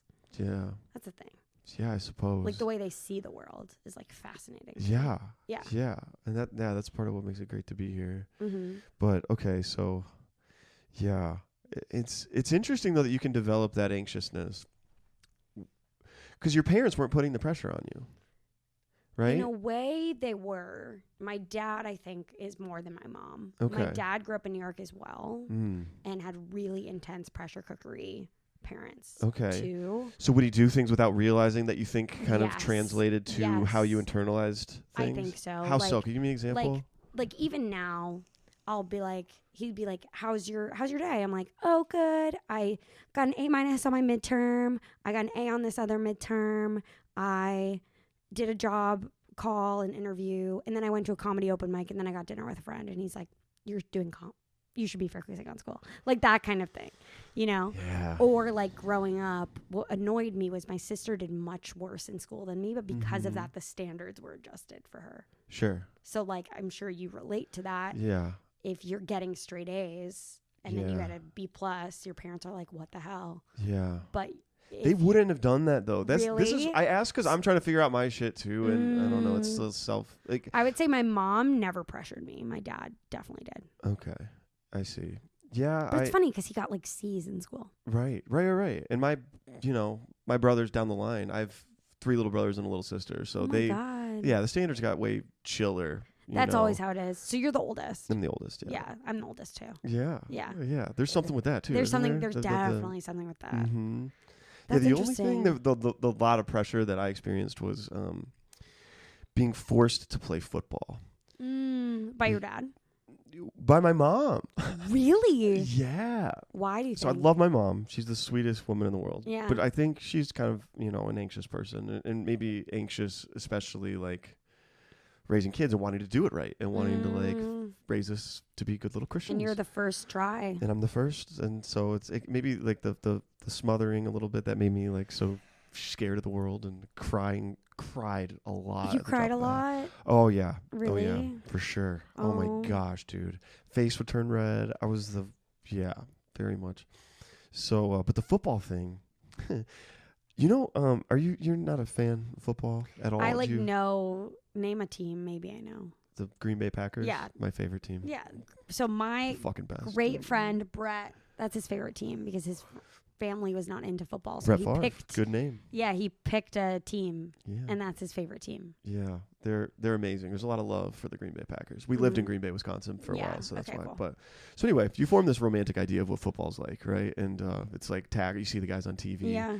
And football's fun until probably about 2nd, 3rd grade, 4th grade, 5th grade. I think it was 4th grade when we started playing tackle football. Tackle is traumatizing for little kids. I mean, you think about it, they're helmets like this. So if you can picture heavy equipment and you just put these little kids. And how old? Probably. I mean, how old are you in 3rd grade or 4th? 9. 9 or 10. Whoa. Right. So they look like little human bobbleheads, running around and stuff. And I signed up because I was like, I want to be like the real football players I see on TV. Yeah, the next, whatever. These are my heroes. And it is just not what you expect. Like you go out there in August in the heat, and the coaches of these kids are like dads, and they're like they do these drills to like make you tougher, and you're hitting and stuff. And it was more physical than I was prepared to handle, and you get stepped on. You're a sensitive boy. Yeah. So I basically we took a week vacation, and then so I missed a week of the first practice. So by the time I got on the field, everybody else was already used to it. The kids who had never played before. So I'm just like thrown in there, and I hated it. And I begged my mom to let me quit, but my mom wouldn't let me quit because we had signed up. She didn't want her son to be a quitter. We had signed up for the carpool. She's like, we committed to the carpool. We have to take. That's always. We have to take Jacob Hins and this other guy to practice, so you can't. Jacob quit. Hins. Fuck you, Jacob Hins. Hins. Yeah. So my mom and dad are actually exactly the same. Like Keeping Up with the Joneses. Have you heard of that movie? Yeah. Okay. Oh, I know. Not the movie. I know what it term means. Yeah. Yeah. So that I think is very similar to what you were asking about pressure. Yeah. I think my parents saw what the other parents were doing for their kids and for us their to be paths. You got to be in line. So I get that. Yeah. It's kind of I used to depressing. This is how bad it was. This is why I want to see if it was like the wilderness guy. I would hide in a closet under clothes when it was time to go. Oh my God, I think that is trauma. Oh, you'd hide in in your personal closet? In your home closet or the gym closet? My personal closet. And did they find you? Yeah. And they'd be like, you got to go. They found you every time. Yeah. Yeah. And then I did good at the end of the season, and I stayed and I played all through college. I continued playing. It was like hazing. Yeah. Wow. Yeah. Did you ever like it? The tackling? I hit really hard. The only thing that snapped was I realized in football you can channel pent up rage. Yes. You ever seen Waterboy? Yes. It's just like Waterboy. Yes. So where he's like, don't make fun of me, and he fucks people up. Yeah. Yeah, that switch snapped with me. It's a really healthy way to process. I became good at football, but I hated it. I hated practice all the way till the end. When football was over, I was like, whew, thank God. A lot of people don't like football. It's torturous. Yeah. It's bad. Wow. Okay, so I'm sorry. I'm telling you all about this. No, this is fascinating because I was just having this thought. Because in some ways, stand-up is like this. where it's like writing can be so painful because you're like, I'm shit. But like there's value in doing stuff that's painful. And hard. Yeah. And hard. Mm-hmm. But then it becomes a question of like, what's the metric of like, when is it? Because like for me, I know I like stand up because the reward of doing a good joke and getting upstage and killing is like worth all of the other things. It's incredible. But at the same time, there are people I think in the game who don't have that reward and are still doing it as just like a self-flagellation.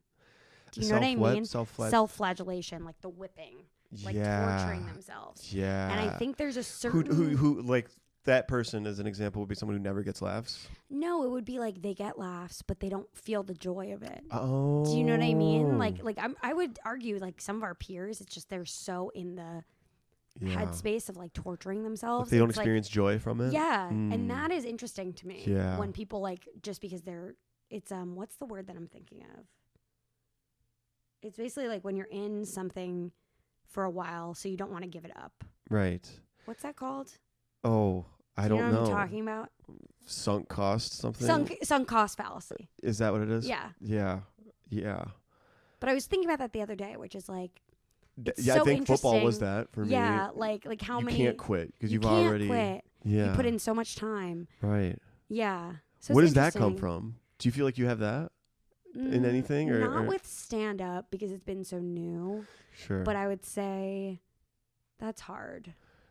I would say a little bit before I moved to New York. I had always grown up here, and then I spent 7 years in DC. Actually, we've never talked about. So I did my first set in DC. Oh, hell yeah! Yeah, and then I moved to New York last fall. Okay, it's like October of last year, and I was convinced after 1 month, oh, maybe I don't want to live here my whole life. Yeah, and that was crazy because I was like, I always thought I wanted to raise my kids in New York. Right. Like growing up, I'm 4th generation New York in my family. Yeah. So, but then I kind of was like, of course actually, I'm gonna stay here. Yeah. But now part of me might move to LA or something because of the entertainment stuff. Interesting. So I've never really had the sunk cost fallacy in the same way. Okay. How about you? You're very open and comfortable with, wow, this is my life, and I'm excited about I try to ride things as they go. Yeah, for sure. I definitely have it. Yeah. No question. Yeah. No question. Like with football. No. Well, this podcast. I refuse to quit it. I cannot stop it. I can't. I wanted to quit so many times. But you like it. Dude, it's like, yeah. Yeah. But that's my question, though. It's like, how do you evaluate rewards?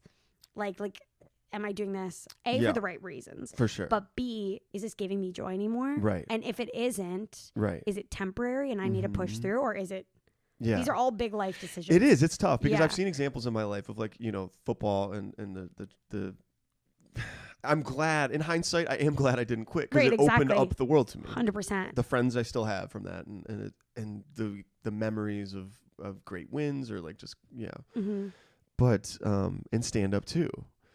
But the other, with stand up and like the podcasting, the question I always ask, like, what else would I do with my time? 100%. And I don't really have a great answer. And I'm like, all things considered, sticking it out has like helped me build like so many friendships and like just stuck it up and I guess the thing that I would say would make me stop would be like if I'm forcing it where it's like there's actually people I don't really want to talk to. I'm just having them on for no reason or like But even that, I mean, I think sitting down with anybody's, interesting. Yeah. Even if you don't like them, it's almost more interesting. Right. Yeah, because it's like, how does your mind fucking work? Right. I don't get you. Yeah, exactly. If you can connect with that person, you can maybe find something. Right. It's interesting. Yeah. I feel bad. I'm talking so much on this one. No, I feel like this is why I should start podcasting because like I naturally kind of you're like taking on the host.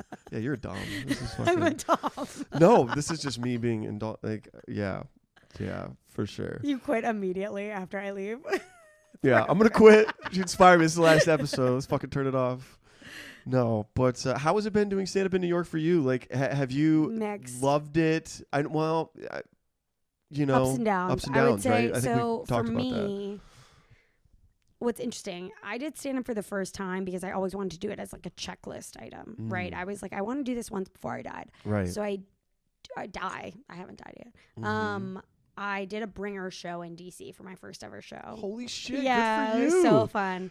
And 7 of my best friends came from DC, and I was going through a breakup at the time. Like, it hadn't started yet, but both me and my ex were like, this is not going well. I was in like a 4.5-year relationship. So the breakup hadn't started, but you could both sense it was coming. We had been talking about it. It was just like not going well. And I wanted a distraction, I think, from that. So I was like, might as well do this. Yeah. And I remember going off stage, being like, that was fine. Not really planning to ever do it again. How did it go though? It went I'm sure fine. But to laughs. The point, I'm sure they liked you. You're extremely likable. Thank you. Yeah. I got laughs. It wasn't polished or anything. But, and I don't think I have any of the same jokes at all. But I remember some DC comedians. Mara Finer, she is coming to New York in a little bit, came up to me and they were like, we haven't seen you around. Where do you usually perform? And that gave me such like a confidence, because they were basically like, you're good enough where we think you're like a real You comedian. already are this real comic. Yeah. So that was really cool. And I remember thinking like, okay, awesome. And they gave me like open mic information, which I knew nothing. Right. Like, I think that's one area where I differ from a lot of our peers. Like, I didn't spend years like sitting on this decision. Like, a lot of our peers, I feel like, were watching specials in the dark, thinking about being a comic, and then decided to do it, but had done all this research. Like, I kind of like fell into it. Sure. Yeah. And then my breakup actually happened, so I had all this extra time. So I was like, I'm going to do comedy for like 3 months, and then I moved to New York. Yeah. But I'd already planned on moving to New York. Right. Not for comedy. Okay. So I kind of treated comedy as like a social fun thing. I think that's a healthy... Yeah, but then I was like, wait, I actually care about this and I want to get good. So then come February, it almost went too far the other direction. I was like, I need to be compulsive and like writing all the time. How many were you like mic quantities? Were you like, I got to hit 20 a week? Yeah, like I think I was at like 12 at one point, which is a lot for me. Yeah, that's too much. Because I was working too. Yeah. And then I got really burnt out by like May. Yeah. And then I finally got to a point where I was like doing a good groove and writing all the time. Yeah. And that was like the best. Like the month of August was like the best of stand-up that's ever been. For sure. But then I started grad school. Yeah. And grad school has been amazing, but it's a time suck. Yeah. So I'm in a good space with stand-up where I feel like it's going well, but I'm not putting in enough time. Or I don't feel like I'm putting in enough time as I want. Sure. So that's But you my got the journey. Soft 70 coming up. Yeah. And that's going to be manageable. 75 soft. Whatever. Soft 70. Soft 70. But, whatever. But yeah, how about you? How do you like stand up in New York? I mean, I meet genius. Like, our peers are so great. Yeah. Some are terrible. But, but some are great. Yeah, some are terrible. A lot are too. I think everybody sucked. I'm just kidding. But yeah, I love it and I hate it because it's constant torture going up and being like, I'm shit. Yeah. But at the same time, it feels nice to work hard at something artistic. For sure. So. For sure. I liked your story about, you know, how you got into stand-up, kind of falling into it. I feel similar. I didn't even know you could, really. Like, 100%. I didn't know local stand-up was a thing. It wasn't until I met someone at a bar in South Carolina that introduced herself as a comic. Oh, cool. And she was young and clearly not famous. And I just saw whatever on her Instagram. She does stand-up. And I was like, oh my God. I like sat right next to her. I was like, tell me everything. Like, what? You just do this? Like, you can do this? And she's like, yeah, there's a comedy club right up the street. And so that's cool. That was probably like fall of 2019. I was living in Atlanta, and Greenville, South Carolina was a little town that I had to drive up to sell sometimes. And so I moved to Greenville that January because my territory changed, and then went on stage in July of that year. So I may have sat on it for like a year, but she just invited me to a mic and I went. That's so fun. Did you have any material prepped? No. You just kind of riffed? Well, I had a little bit of like one or two things. It was really COVID. Honestly, I don't know. I was you were a theater kid, so like you are used to being on stage and performing. Yeah. I'm so afraid about how I'll be perceived, or I certainly have been. Yeah, so much. Like, I would afraid of being cringy and just bad. Oh, that's so funny. And like, so that's where we differ, because my insecurity is my writing. Because I'm like, I don't know if the joke structure works. I don't even know what a joke is. I don't. I know that I can carry based on my delivery. Yes. Do you know what I mean? Sure. But it doesn't feel good. Sure. I guess one thing about being a comedian is we're always going to find the wrong thing about the way we're doing it. Yeah. You know what I mean? I wish I was stronger at technical joke writing too. I wish I had jokes that just could stand on their own. That's why I think transcribing is so good. Yeah. True. Yeah. Because sometimes I'll stumble across something and I'll be like, yes, that is the right way to say it. You have to say it with those words. Yeah. But other times I feel like what makes my stand-up work ever is only because of like emotion, authenticity. Like I actually believe this. The truth and they of can it. feel it. Yeah. So then they'll relate and laugh. So but I think Sarah Barnett is really good at that, but also technical joke writing. Yeah. She is a genius. She'll be like, no, this word order is better. Or Jason King. Do you know him? Yeah, of course. He's a genius when it comes to that. Like we were at a mic, he was like, she should do this order different. I was like, okay. Yeah. Yeah. You ever afraid of success? Afraid of success. Oh my God. Probably. You ever afraid of like tomorrow you pop off, you got like millions of followers, you got Netflix calling? Oh my God. I know at this current moment, I am not ready for any of that. But hopefully in like 3 years. 3 years. 2 years. 2 years. Yeah, I don't know. Dude, I love this. Yeah, I love this. I don't know. Maybe not like Netflix calling, but like until I figure out how to manage my time better and feel confident. Yeah. It's funny. I actually went to a tarot card reader recently. Alexis loves tarot cards. Yeah. Okay. Yeah. And my best friend Martha, shout out again, Martha. She's a Michigan one. Okay. Yeah. She and I went, and she would laugh if she was hearing me talk about it. But basically, they said like it was crazy. They were like, you're gonna make a ton of money, more than you ever expected, and have a ton of success at the intersection of creativity and business because you're an artist. And I was like, so that's basically what I'm studying. Which is crazy, but this is what she said. She said, but you'll never do it if you don't get more confident and more stubborn. So I was like, what's the timeline? And he was like, it'll all be based on when you figure out how to get more confident and more stubborn. So it's holding myself back. With the stubbornness, what is that? What do you think boundaries. Yeah. Like, I'm fucking clear, bitch. I will do this. I won't do this. Exactly. My time is valuable. Yeah. Therefore. He said, holding true to your vision for things. Don't let other people influence your vision. Yeah. So it was kind of like crazy to your point. Like, I guess I am kind of afraid of success. Like, he was like, up until now, you've been incredibly not confident enough. And blah, blah, blah, blah. It's hard. Yeah, it's interesting. Do you watch the show Louis? Have you seen it? No, I haven't. I know Louis is problematic. So if you don't fuck with Louis at all. You know what's funny?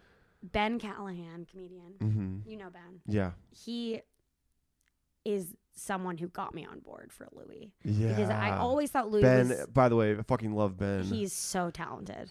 Yes. I'm jealous of Ben's joke writing.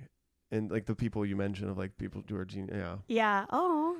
Yeah. Seriously. Shout out Ben Callahan. Yeah. I'm not just saying that either. He's very smart. I call him... He's a history buff. Yeah. Very insightful. Very insightful. Well, people make fun because he's the king of premises. Yeah. But like he gets mad because he wants to be like the king of like full jokes. Who cares? Yeah. But I think his premises... Develop a million premises. You'll finish them later. I think he is so fucking talented. Yeah. But anyways, he was telling me about Louis because Louis is like one of his favorites. And Louis... because I only heard about Louis after everything broke. Because I wasn't a huge stand-up fan of his. Oh, that's tough. So that was kind of... I knew him before. Exactly. So I think that was hard because especially as a woman who wasn't that involved with stand-up when it all broke. Right. Like I was barely involved. Yeah, you didn't have any loyalty. Exactly. You just kind of know of him as like another creep. He gets grouped into everything else. But then...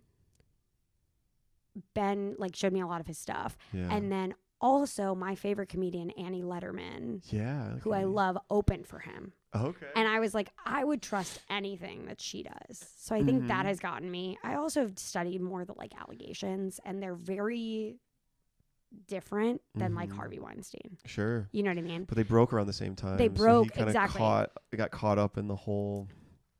They were like equivalent. Yeah, exactly. I think a lot of people. Right. It all was kind of linked. Yeah.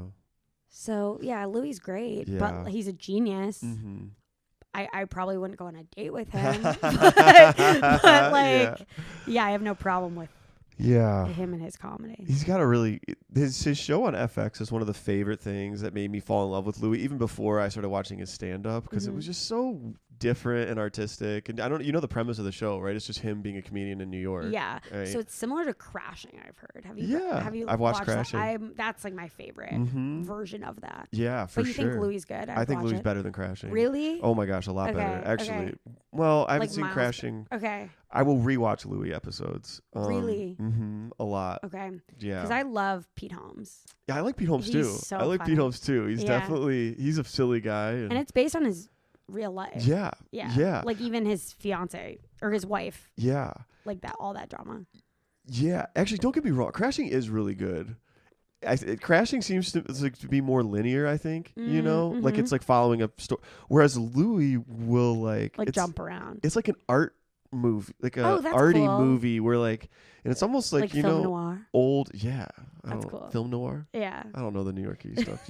You tell the terms. I'll just try to describe it. The New Yorkies. The New Yorkies. I was gonna describe it with like, do you remember cartoons? Yeah. Where you remember cartoons? Like episode of SpongeBob or something where it'll be Yeah. 30 minutes, but it'll be broken up into 2 stories, 15 and 15. Love. Louis will have some episodes that are broken up like that. Okay, so they're making choices. Oh yeah, but it's Yeah. all Louis. It's whatever Louis wants to do. FX gave Louis complete creative. That's he edited really it cool. on his iMac. No, he didn't. Yeah, Louis is a filmmaker. Like that's what he wanted to do before he was a stand-up. Like he That's more so wanted to be a cool. filmmaker than stand-up. And Wait, that's really cool. yeah, no, he's a brilliant filmmaker. He made a movie with Joe List. He did? Yeah. I don't know anything. It's called The about 4th of this. July. It's a fucking great movie. And Joe List is a really good lead actor. Louis plays Joe List's therapist, and they confront Good Will his Hunting. family. Good Will Hunting. Yeah. I'm trying to think if Louis says anything about himself to Joe. I don't think so. I kind of want to watch it. 4th Dude, of it's July. really good. Okay, cool. Yeah. You know what's weird? And you brought up Good Will Hunting earlier. Yeah. This is the second time Good Will Hunting's come up today, naturally. Really? Isn't that kind of weird? Who else brought it up? So my friend Alex Yeah. has been seeing my friend Alexa. They met in business school. Oh. It's really cute. Hell yeah. And they're having a movie night tonight. And they're watching it? They're watching Good Will Hunting. Have they seen it? Or?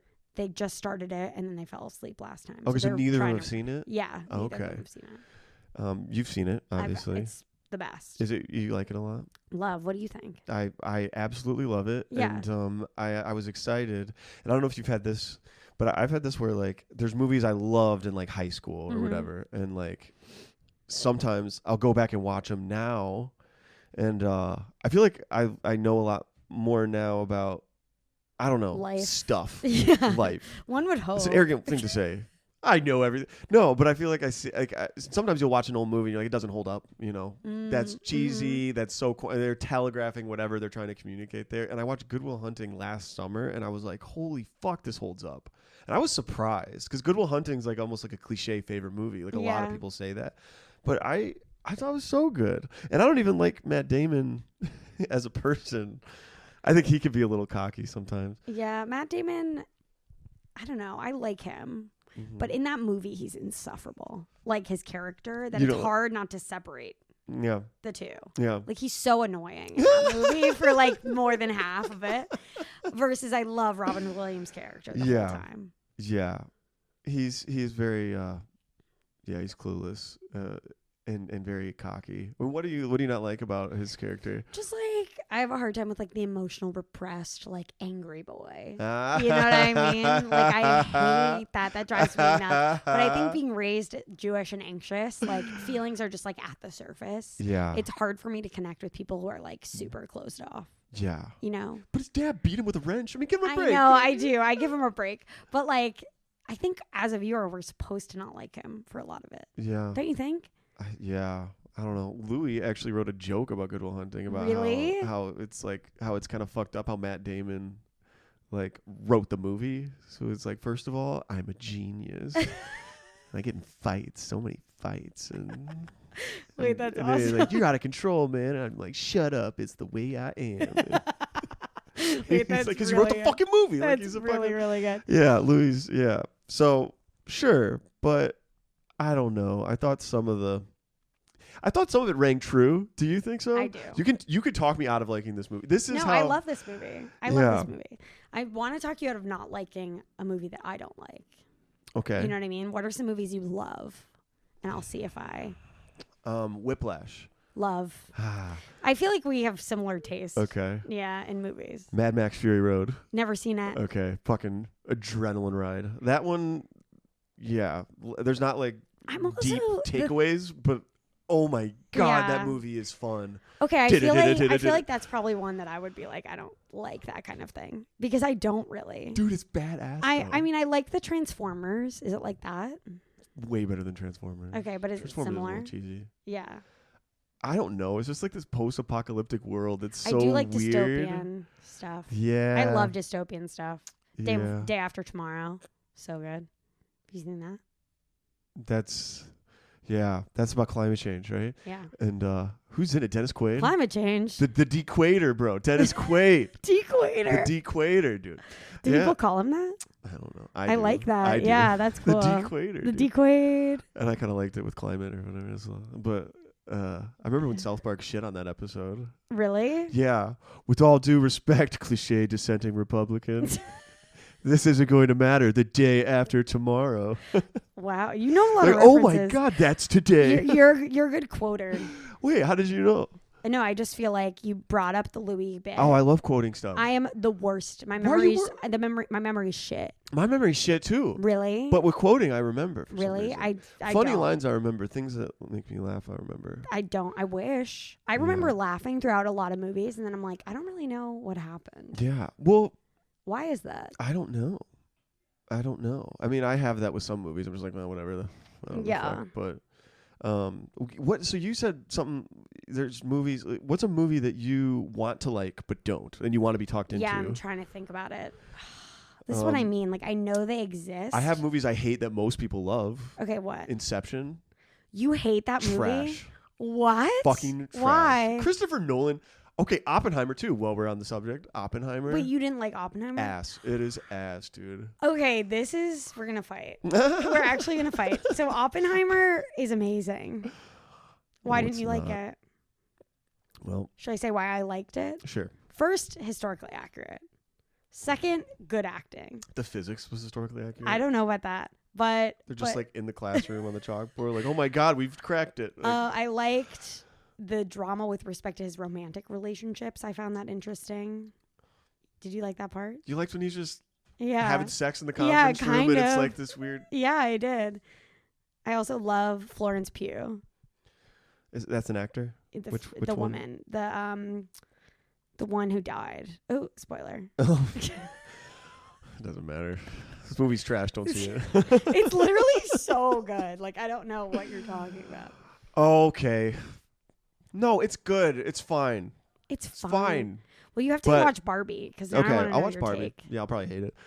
Oh my God, this is I'm crazy. just kidding. I'm just kidding. So I don't mean to be hostile, but you're not being hostile. So, Oppenheimer, the issues I had. So, I was actually seeing a girl at the time. Ooh. Yeah, we dated for like a month. It wasn't anything. She talked me out of liking it. What? Why? Well, she does like. Does she do physics? She's a physics nerd, and she does composing and scores for movies and stuff. Yeah, super cool. Yeah. So, I like this girl. I was like, holy shit. She's out of my league. It's like, yeah, she did. What happened? Oh. Did you end it or did she? I did, but it was over something. It was irreconcilable. Really? Yeah. She was married before and had a close relationship with her ex-husband that I had a hard time. Oh, that's really tough. They were friends, and it was amicable, and I didn't think anything was... It was just something... A mental my block. way of... Yeah. I've never said that out... never said that out loud. This is why I think I'd be a good podcaster, because you people can tell get me... people No, out actually, though, people tell me a lot of secrets. For sure. It's really bad. 100%. Yeah. And I wish her the best. It was just different ways of looking at... Do you miss her? No. Oh. No. I mean, once that's out of the bag, it was kind of like, you're not wifey. Yeah. You're not the person. Yeah. I kind of... Fuck. It's not fair. It sounds like I'm shitting on... I don't... No, it's fine. It was complicated, and I didn't understand what that relationship really was, you know? But at the same time, I can't imagine being married to someone and not having them in your life. Oh, fuck. She's a professor at NYU. She works at NYU. Doesn't matter. She's a professor? That's really cool. Yeah. 29. Hot shit. What? Yeah, she's like really smart. Anyway, people are gonna be able to like identify this now. Anyway, but because she like knew about the scoring of movies and stuff. First of all, score way too loud. I agree. It was like, that's the one thing I'll give you. And there was kind of like this thing he was doing with weaving, like how he would cut scenes together, where it was like it give the illusion of like it kept your attention. Yeah. I mean, you're like, holy shit, like this is going to this, and it's like, oh, this is this big significant thing, and like all the. It was a bit long. Yeah. I'll give you that. And it kind of did this whole whatever of however he was building suspense, and it was building to something, but like I didn't really feel like I didn't really care about any of the characters at the end. That's kind of a good point. I cared about the two main characters. Yeah, I cared about Oppenheimer and Emily Blunt. Mm-hmm. But I think who's his wife again? Is that Emily Blunt? Emily Blunt. Yeah, I thought it was hilarious how she kept saying like, "Where's the bar?" Like they kept making it like she's an alcoholic. I felt like it's like heavy-handed. Just so you know, we want you to know that she is drinking. Okay, she has a problem. But wouldn't you agree that like with a movie like Oppenheimer, we're sitting in the sidelines being like, I didn't like it. It's like objectively so hard to make. Yeah. Wait, say that again. Wouldn't you agree that we're sitting in the sidelines? Or oh, like sure. Being like nitpicking this brilliant movie that took it was so hard to make. Yes. Yeah, of course. For me, like the threshold I'm an asshole. for me not to like something is I like could have made something better, obviously. way higher. Do you know what I mean? Yeah. Like it takes a lot for me not to like something. Okay. Yeah. What's a movie you hate? Jackass, all the Jackass movies. I love Jackass. I fucking Dude, hate. Jackass is great. I hate Jackass. I mean, I don't know. The balls on those guys to do that shit. I guess. I hate it. Johnny Knoxville. I hate what it does to society. This is the stapler. I mean, I actually respect them like as human beings, but like the movie itself, I'm like, this is a waste of time and perpetuates bad things in society. Okay. I mean, it's stupid. It's so dumb. Were there any stunts that you liked? I don't even remember. Dude, one of the ones that I couldn't some of stop the good laughing. Ones? Yeah. It's when Wee Man straps himself to the big fat guy and he tries to bungee jump off of this bridge where he's like, yeah, I'll just hold you up here. Like, oh my God. So Wee Man jumps off this bridge and he like kind of starts to like come back up, and then the fat guy's like, oh, and my God. And just the body language of the fat guy, how he's just like, okay, oh fuck, I guess I'll watch it and get back to you. I mean, that's one you could probably pull up on YouTube and it'd be 30 seconds of your time. So worth it. I don't know. I mean, I didn't love I thought it was funny though. Okay, another one. Give me another one. I'm thinking. Okay. I could think of another one that I hate. If you. I mean, I've been actually really giving Christopher Nolan a hard time. I don't know. Did he like hurt your family? I think it's because it made me feel stupid because I liked it so much at one point, and now I'm like, just making a movie complicated doesn't make it good. That's a fair take. I feel I liked Oppenheimer better than Inception. Would you agree with that? No. Well, maybe. Yeah. Maybe. I don't know.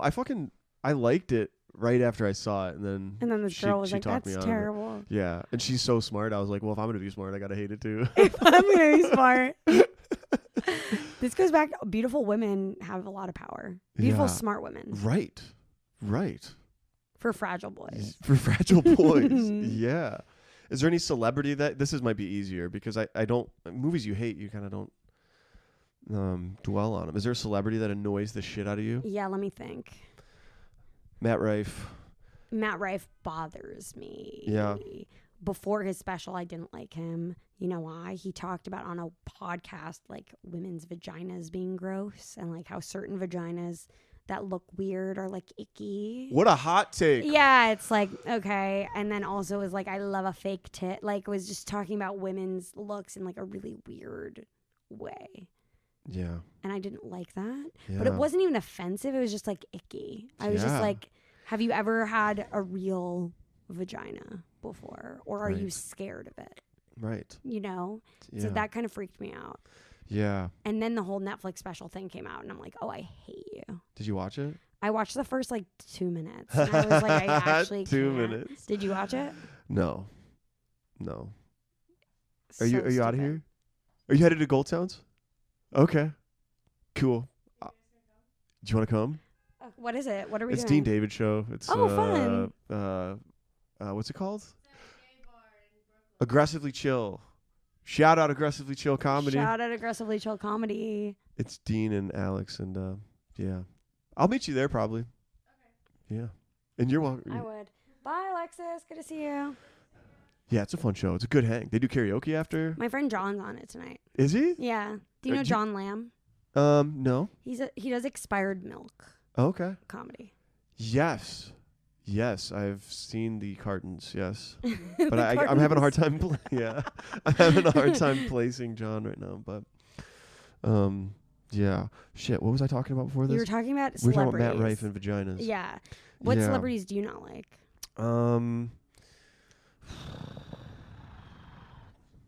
Al Gore. Why? I'm just kidding. I just thought of a name. I don't know. He just kind of like just made climate change his thing. I was like, okay, bro, like what? I don't know. Get a different thing. That's Yeah, my get a different thing. Tom Brady.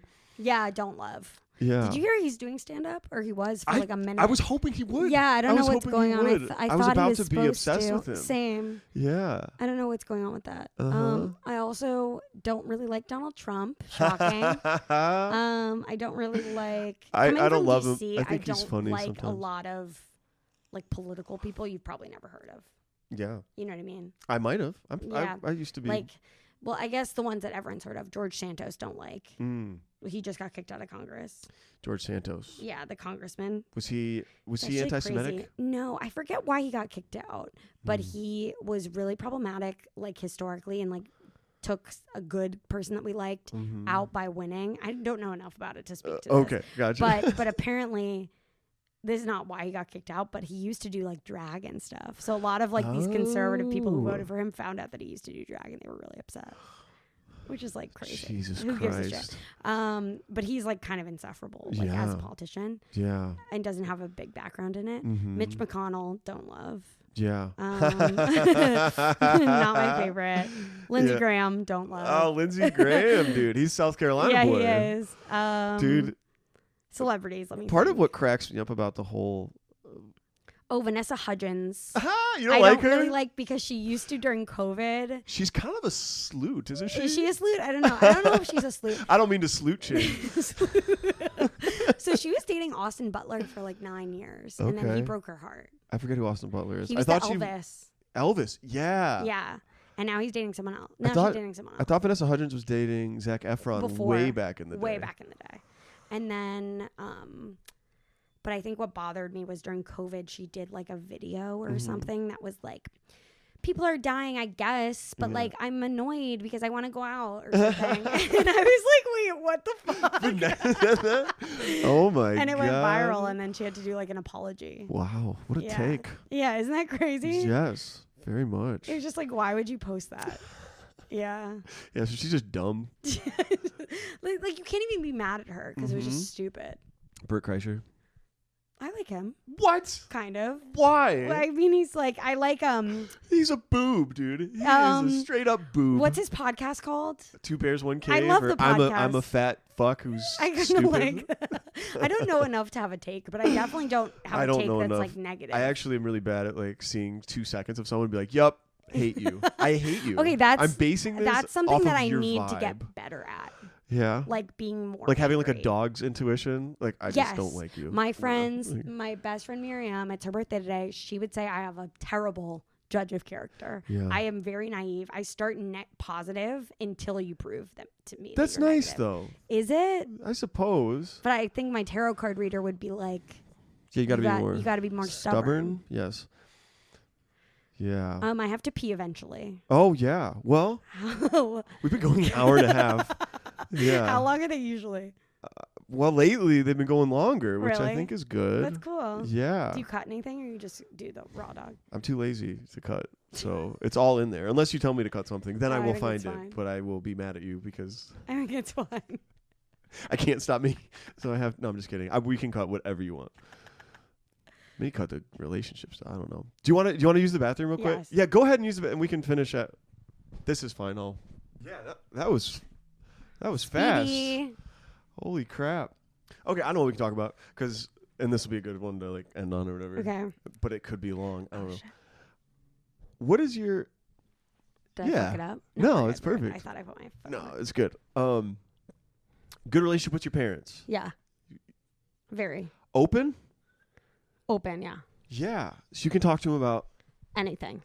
So one thing that's funny, the tarot card reader did say, I asked at the very end, he was like, do you have questions? And I was like, what's the deal with my family? You know, like, will they be fine? And he was like, oh, you're going to continue. They're healthy. You're going to continue having great relationships with them. But like, they'll never truly understand you, but they'll support you.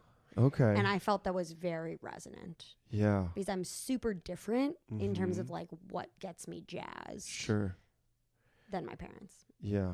You're super. Wait, say that last part again. Like You're what super, gets me fired up, what gets me jazzed, like what excites me. Like this whole creative thing. My mom kind of relates, but the idea that I like went out and did stand up, for example, they don't really get it. Sure. My anxieties, I would say they don't really get it, but they like support me, of course. Yes. And they'll listen to me vent for hours, but right. That's great. I don't know if they truly understand me and my motivations. I suppose. Okay. You know? Okay. What about you? So that's a frustrating thing. Well, so you have you had that kind of relation, like through your adolescence, childhood, where you felt safe going to them with stuff? Yeah. That's good. Yeah. That's good. I don't. I'm sorry to hear that. Yeah. I'm working on it though. Yeah. We are working. We're gonna fucking work on it because I'm gonna bring the shit up. You and Terry. Yeah. No, me and my parents. Oh, good. Dude, we're headed. I mean, we're almost 2 hours into a fucking. If people listen to this, if my parents are listening, I don't think they do. But I think it's a lot to see your oldest son start a podcast named after suicide, and yeah, but they never ask about like, so what was the deal with that? What's going on? They don't ask. No. So my dad has had mental health struggles in the past, and I think he prefers not to talk about it. Sure. But with my mom, she definitely like makes sure we're all very open with one another. She's so cute. She's the only one out of all four of us. I have a little sister too, who's like not mentally ill, basically. Yeah. And she is so great and really makes sure we're all like above water, so to speak. So like she'll get in the weeds with me on anxious stuff versus my dad will be like, I don't want to hear about it kind of thing. But like I'm still open with him. It's just you have to kind of bear with him in the response, I guess. So it's like yes with an asterisk. Sure. Well, this kind of flies into the face of my theory because I was hoping that if I could resolve this today with my parents, it would solve some of my anxious, I'm sure unlovable it will. feelings. I think it has for me, but there was nothing to solve really for me. You felt loved and not needing. Did you ever feel like you needed to perform for love? Like it was a reciprocal? Not with my family. No. No. Okay, good. If Very anything, with my dad, I feel like I like love him and I want to be a little bit of like this business success person, a little bit for him, but like it never really felt like fundamental to him loving you. No. For sure. Definitely not. You're like, yeah. Yeah, I feel it. But it's so fucked up though because it's self-imposed. I can't trace back to where they were like, you have to do this. Right. It was like I was just like, no, I'm telling myself. No, it's like family therapy stuff. I have to do this. No, it's family therapy stuff. If I don't get an A, the world is gonna end. I wonder where that is. I don't know. What does Terry say? I don't know. Does Terry not go there with you? I'm gonna have to fire him. I mean, to be honest, like he's telling me all this shit about his life, and he's like, he doesn't. I honestly think you should. He doesn't know the fucking drip stuff, whatever that. Tip scale. Tip scale and the whole. You should go to Mount Sinai. He doesn't give me worksheets. They're the best. Mount Sinai is literally the best. Mount Sinai's the goat if you're in New York and you're mentally ill. I'm just kidding. Terry's great, but he likes me to figure it out on my own. Like that'll be $100. Thanks. Yeah, I know. Just like tell me the answers, bro. Yeah. Tell me the answers. No, but yeah, I don't know. I guess I wanted to bring this up because recently at Thanksgiving, like, probably brought up a lot. The trips back home. I mean, I'm doing the same trips for like 10 years. You know, I've lived away from there for a while, whether it's in the South or going back to Little Holland, Michigan and the little beach town. So great every time. But like, it's getting to where it's like, it's heading to like this collision point of like, because we do the same stuff, right? Mm-hmm. We get food, we hang out, we talk about Christmas presents, or we talk about whatever. But I'm like, bro, like nothing of substance is being said. I'm like, what the fuck? It feels like a charade. Yeah. Yeah. Feels performative. Yeah. I'm desperate to break the ice, and I swear to God, I'm going to bring up their sex lives. Like that's like what? I kind of feel like you should. You think I should? Yeah. Yeah. Because it's like, I don't know. Like, there's something off about it, and I can't, like... Do your siblings feel the same? Yeah, well... That's where I would start. Yeah, no, I have. I mean, You've talked about it. Yeah. Yeah. Yeah, there's definitely this... I think where it comes from, and this gets into religion, which, holy shit, yeah, it's... there's, like, this pressure in certain evangelical households to maintain... this illusion of goodness, and you're good, and we don't do bad things. We don't talk about sex. That's dirty. We don't talk about drugs or if people are... Right. But the problem is life isn't like that all the time. So if something bad happens, like we had one of the siblings get divorced, for example. Not my siblings, one of my aunt and uncles, and big family. And when that happened, it was the most dysfunctional shit in the fucking world. Really? Because it's like, we're Christian. We don't get divorced. People don't get divorced. So it was like... They panicked. They took sides. There was all of this toxic... Yeah. It was the most immature response. And it was because... I don't think anybody was really used to just talking things out in like a mature adult way. Yeah, like we decided to grow apart from each other. Yeah. And separate. Well, I mean, yeah. Yeah. I'm like team divorce. I'm very team divorce. I really am. No, I think my aunt was like in a position where she married into this situation, and my uncle was not really being the best. I feel bad if he listens, but maybe not being the best husband necessarily. And it was like, but he gets a pass because you're locked in. Right. Right. Oh my God. That's stressing me out. I remember I had a conversation with my ex about this where I was like, I think that if you get married and it's not going well, you should divorce for the kids, assuming you've tried everything else, like assuming you've really gone to like couples therapy and everything. Yeah. Because it's worse for kids to be exposed to like not real love between their parents 100% than it is 100%. To see their parents like prioritizing their own happiness. Yeah. That's my take. Does that fucks a kid up to not see a loving, I think so. healthy and the relationship? Idea that you have should you see your parents making out? Like, what should you see? I don't know about making out. Like, I don't see my parents really kiss very often, but they're best friends. Yeah, and that's obvious. And that's obvious. And the love is like very obvious to me. But I don't know. Yeah, I don't know I don't know if I need to see them making out. Okay. I want to at this point. I'm like, guys, fuck. How many times a week are you fucking? Let's get it out. A week? You think they're fucking multiple times a week? How old are they? My dad's 63. My mom's... I don't think they're hot though, dude. They're good. Hot? Yeah, and they're young looking. Yeah. I'll show you a picture after. They're amazing. Guys, audience, take bets. And they are good friends. They are good friends. This is audience interaction. They are good friends. What I think is actually going on, because I don't want to be like all like, fuck. If you saw you'd be like slapping the face. I had the most amazing fucking childhood. It was incredible. Yeah. Yeah. There's just this shit I'm trying to work through. But, you know, they were very good friends. But I think what happens, part of it is the evangelical Christian bubble wrapping. Yeah, so I can't imagine. There's not healthy communication. Sure. Boundaries are fucked. It's weird. Sure. Yeah, so there's that. They were very good friends, and then the other thing is because they had 4-5 children, they had to spend so much time thinking about us, and it's like, does their romantic relationship kind of get lost in that sometimes? Because it's like just fucking mayhem. It was 4 boys. We were shitheads. Like we were. Dude, 5 children's a lot. Yeah. It was just me and my sister. So it's like we don't make time. They don't necessarily. And now, and this is kind of where I want to like and. This is helpful, what you said, like how you bring something like this up. Like the positives in it for them is like all the kids are out of the house now. So empty now nesters. they have a chance to like fall in love again and be, you know.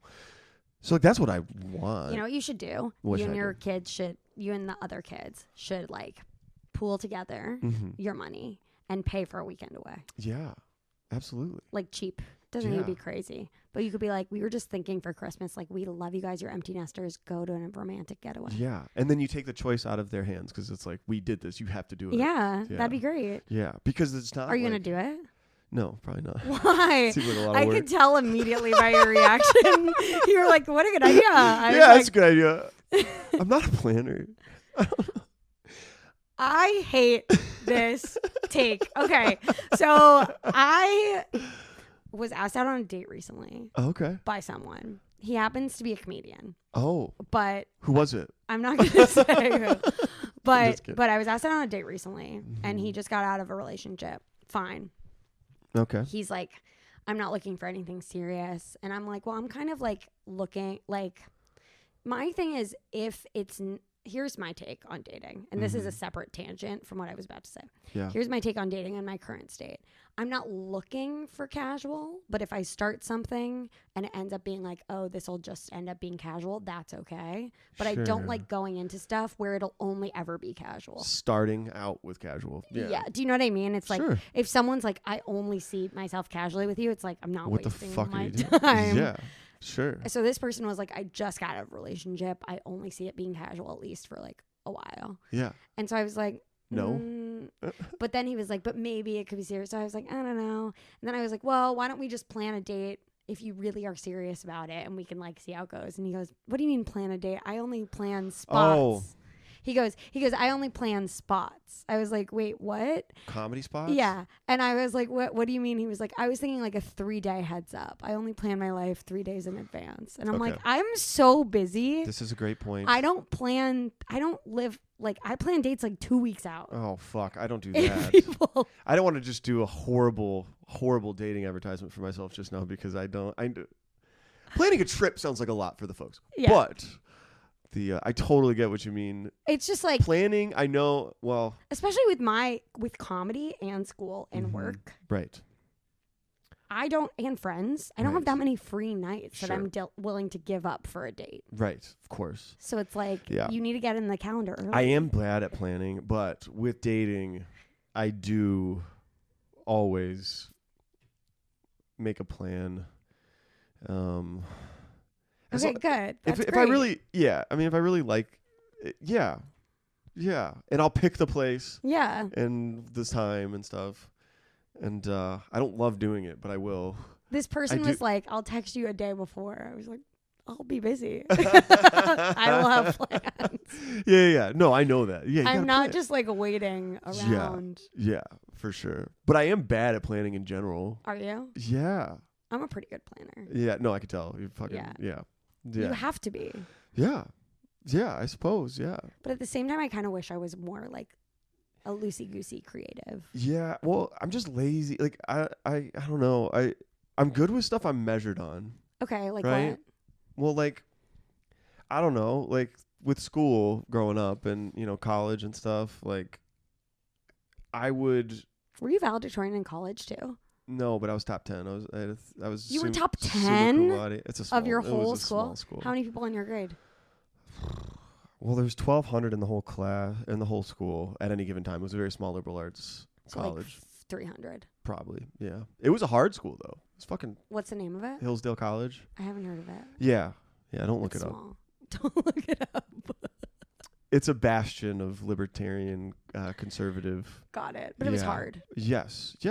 And that's good. Some good values, statesmanship, Aristotle, Plato. No, it was great. It wasn't like an advertisement for Fox News the whole time, but it does have a reputation. Like, they advertise for it on fucking Rush Limbaugh and stuff. Like, they don't. The Constitution and everything. And I do resonate with a lot of the core. Now you're a comedian in New York City. They're probably like, what the fuck is this guy doing? Yeah, that's hilarious. I mean, it doesn't produce little robots. It actually is a great school. I love Hillsdale.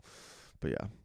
So, but anyway, I cared about school, but I would get fucked up, partying after games and stuff. And my room would be just trashed, but I would be studying. I'd be in the library, like, next day. hungover. Yeah. Or like if I had papers due, or like, I would be like, I'm That's funny. Yeah, that's one thing about stand-up. It's not really measured unless you have like a huge show. That's what's killing me. Yeah. I don't have any measurable goals with it. Yeah. other than getting booked, but I hate asking for. Yeah, the whole that whole thing. Ugh, I hate it. I hate it. So I don't even know how it happens. I'm just like, what do I talk to that guy? What do I say? Like, what's up, dude? Yeah. Do people ask? I don't even know. Well, I have a show and people like send me tapes. Oh. Mm-hmm. Okay, I don't do that. I don't even know how you do that. Yeah, I feel like a lot of people, you either book through like the hang, like hanging out, and then it's like, you're a comic. Let me book you. I think you're talented. But then you have to just make sure you're going out enough so people see your stuff, which is hard from a time perspective. Yeah, I hate simping out for shit like that. You know what I mean? Yeah. No, I get it. It's like, if you like, you know. Yeah. There's so many comedians though. Yeah, you have to like. You have to try. You have to put yourself out there to yeah. a degree, or nobody else is going to. Yeah. Yeah, I just think it's awkward. I'm just like. In Greenville, was it like you just got booked? Like, how does it work? Yeah. That's great. In Greenville, I was in fucking heaven because there was the mic scene itself was so like fun. Killer shows. Oh, that's so fun. Yeah, we had like 20, 30 people at 4 shows a week. That's so fun. Yeah, so I was just like loving that, and I almost didn't like getting booked because I was like, I just want to fuck around. Do the mics, and just new idea, just in front of a real crowd, just like being very free and loose and stuff. And that's so fun. You're not getting I don't know. I don't think you're getting polished good as fast because here there's such a scrutiny on, like, if you just go fast and loose at open mics here, you're gonna die. Like, just yeah. That's what I did all of the fall when I first moved here. Yeah. And it was like insane. I mean, it can be good. I mean, sometimes you go up with not because you're just feeling what you want to talk about, and that does better. But but you still, there's a clock, and there's like, hey, we're not fucking around here. Yeah, like, it better at least be a funny idea. Like, yeah, exactly. Or like, yeah. The comedy shop silence. Oh yeah. Oh yeah. Feels so good. Yeah, yeah. Yeah. I saw you there a couple weeks ago. Yeah. I feel like. Yeah, that one is bad because there's like also the air conditioning that comes on. Yeah, and it's just like, it's like, what the fuck are we doing? Oh my god. What's your favorite spot to do comedy in the city? That's a great question. Probably the Stand. Yeah. I like to mic there a lot. I gotta go. Yeah, it's great. Gotta go. And it's right near my house. Okay. Yeah. Nice. How about you? I don't know. I don't really care. I don't know why I asked that question. I don't really care. It was kind of a filler question. I was just like, whatever, I'll ask that one. We need filler for the 2 hours we've done this podcast. Yeah. I'm just kidding. No, it's good. Mm-hmm. So, I'm trying to think of anything else that is, you don't know what that is? Yeah. That is from the relationship that ended. And she got on the table? Yeah. I thought it's for comics and friends. Yeah. Yeah, we're definitely just friends now. Oh my god. Yeah, we went to a science museum. It was a pretty good date. Wait, I kind of miss her. I kind of miss her. Dude, she's so smart. Wait, and she she's likes cool. Yeah. I feel like you should text her. Look her up. She's in the NYU directory. I feel like you should text her. No. Why? I feel like you could get over this thing. Yeah. The marriage thing. Yeah, I want to talk about that. Yeah, kind of. Okay. I think it's okay that she's friends with her ex as long as it's not romantic. Yeah.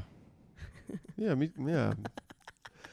Dude, keep in mind, this is coming from the fragile boy. Yeah, the fucking, yeah.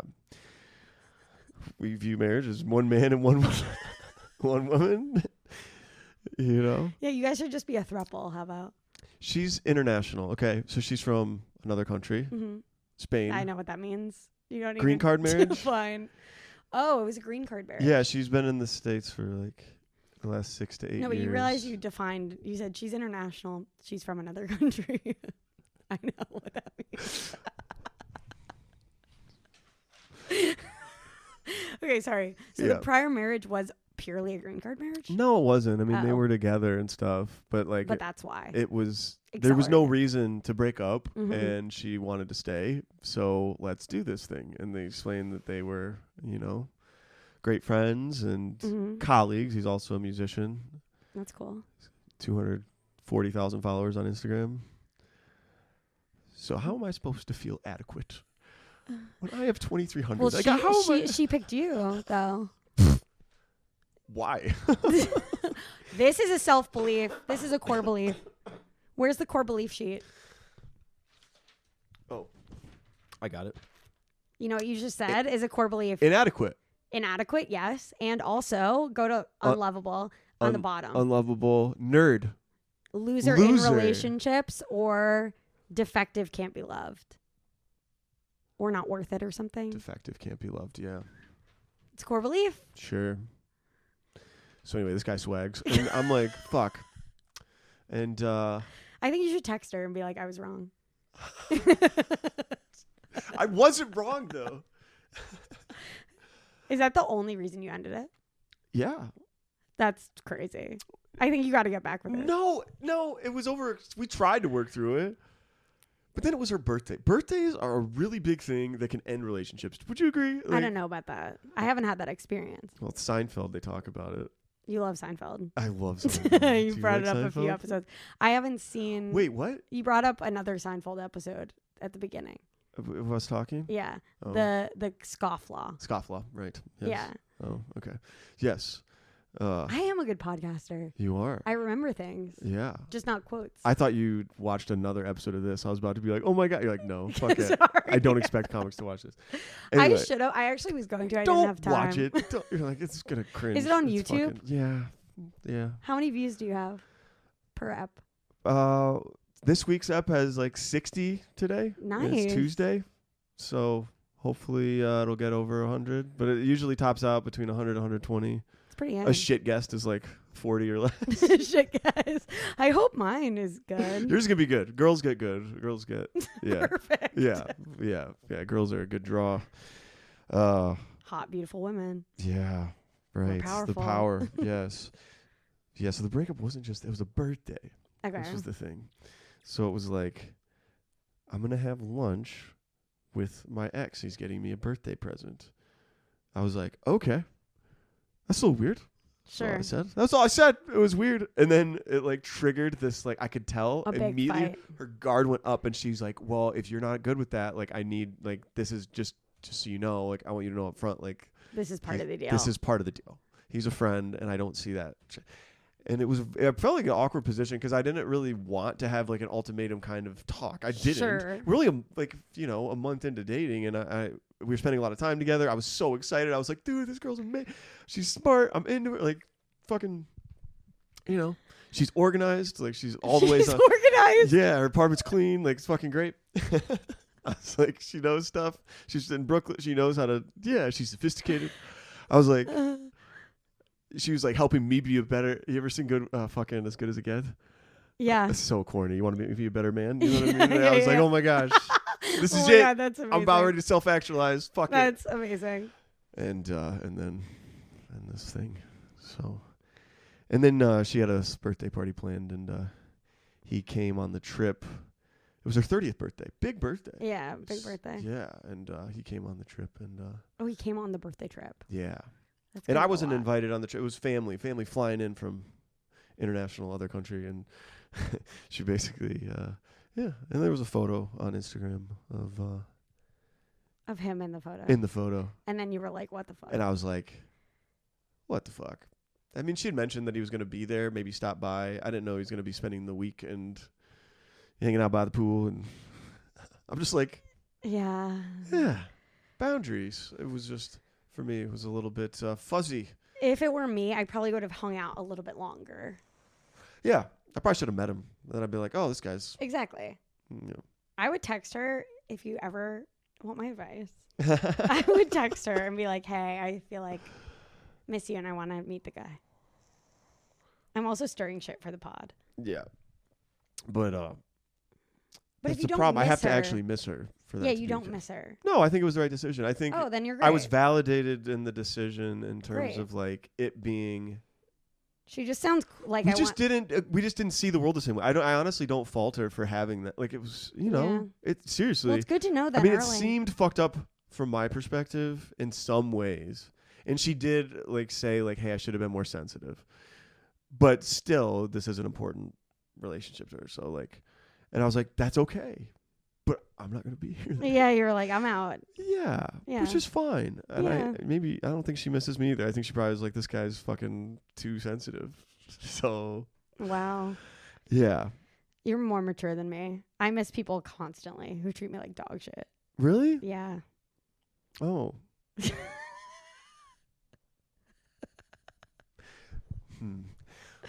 I will say. I am so someone who's like, oh, Can I you miss give me our an example? times together.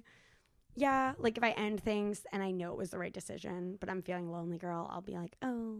Oh, but you end things. Yeah, even when I end things. Has anybody ever broken up with you? No. Holy fuck. Yeah, me neither. Actually. You're like, actually, hell yeah, brother. No, well, plenty of girls have said no fucking way after like a date or two. Or Same. like, you know what I mean? Same. But that's not a breakup. Yeah, I don't think that's a breakup. Yeah. But I haven't dated that much though, to be fair. Yeah. There was one that really, really got you. Yeah. How long were you guys dating? Not a few weeks. But I like it was one where like I wanted it to be something. Oh. And she didn't. And she had options. But dude, this was a fucking problem. She was young and yeah. She was just super hot. Do you miss her? This is so bad. No, I mean, kind of. No. You miss her more than the other girl? I miss her for the wrong reasons. She wasn't, there was no depth. But she didn't need me. She like, I'm less valuable. Was she New York or South Carolina? South Carolina. Yeah. God damn it. I'm saying so much. We're saying so much shit here, but yeah, I'm dying. It was like, cut whatever you want. I don't care. She was very young, too young for me to be dating, honestly. But oh, that's a question I have. But do we have to end? Yeah. No, we don't have to end. Unless you want to go. I don't care, but I want to be. I just want to ask, what is your youngest that you would go at this age, dating wise? Because I had this conversation with someone recently, and I was shocked by the answer. This person is 26, okay, that I was talking to. They would go as young as 19. Okay. That's young. That's like a different life phase. Yeah. I was going to say 24. That's okay. In my mind. Because that's like out of college a year or two. Yeah. My thing is like you can't be out of college dating someone in college. That's nuts. Yeah. Right? Right. I mean, I'm fucking 35. No, I know. But like even if you were like 26. Yeah. I feel like. But I feel like 26, a guy who's 26. Yeah. Pretty retarded. I was not what I thought you were gonna say. I just mean I think it's weird to date someone in college unless I guess they go to like NYU and they're like barely a student and they're like working a job. But like when I think about where I went to college, it was like a liberal arts tiny college, like where you went to college. Yeah. Imagine dating someone who like lived in the town. Oh, that'd be so weird. Yeah. You know? Yeah. Actually, this was horrible. So Greenville was a college town. Yeah. So Furman. Yeah. So this God damn it, I'm getting so specific. This person who she had gone to Furman but graduated and we were living downtown in the same apartment building. There's this weird kind of commingling because you go out. Greenville has a really cool vibe and I fucking love it. It's like every age is represented in the nightlife because there's adults, parents, there's college age kids, there's young adults, there's middle age. They're all out there having a good time. So it's kind of like weird, but like it's all whatever. So, but then I had this realization that after we had stopped talking, this girl, she was 22 and how old were you? This was 2 or 3 years ago, so I was 32, 33. So 10 years minimum. And she just, we like to whatever, smoke and hang out. And then I thought and then all of a sudden it's more than that. And I was like, this is like, I'm having a great time. She's awesome. And she's fucking hot. And she's a child. And I like the way, God damn it. Wait, I'm so excited. I like the way it made me feel walking into a room with her. And I was like, that's not healthy. That's not good. And then all of a sudden, she's just on to another guy. And, Is she the young one who got away?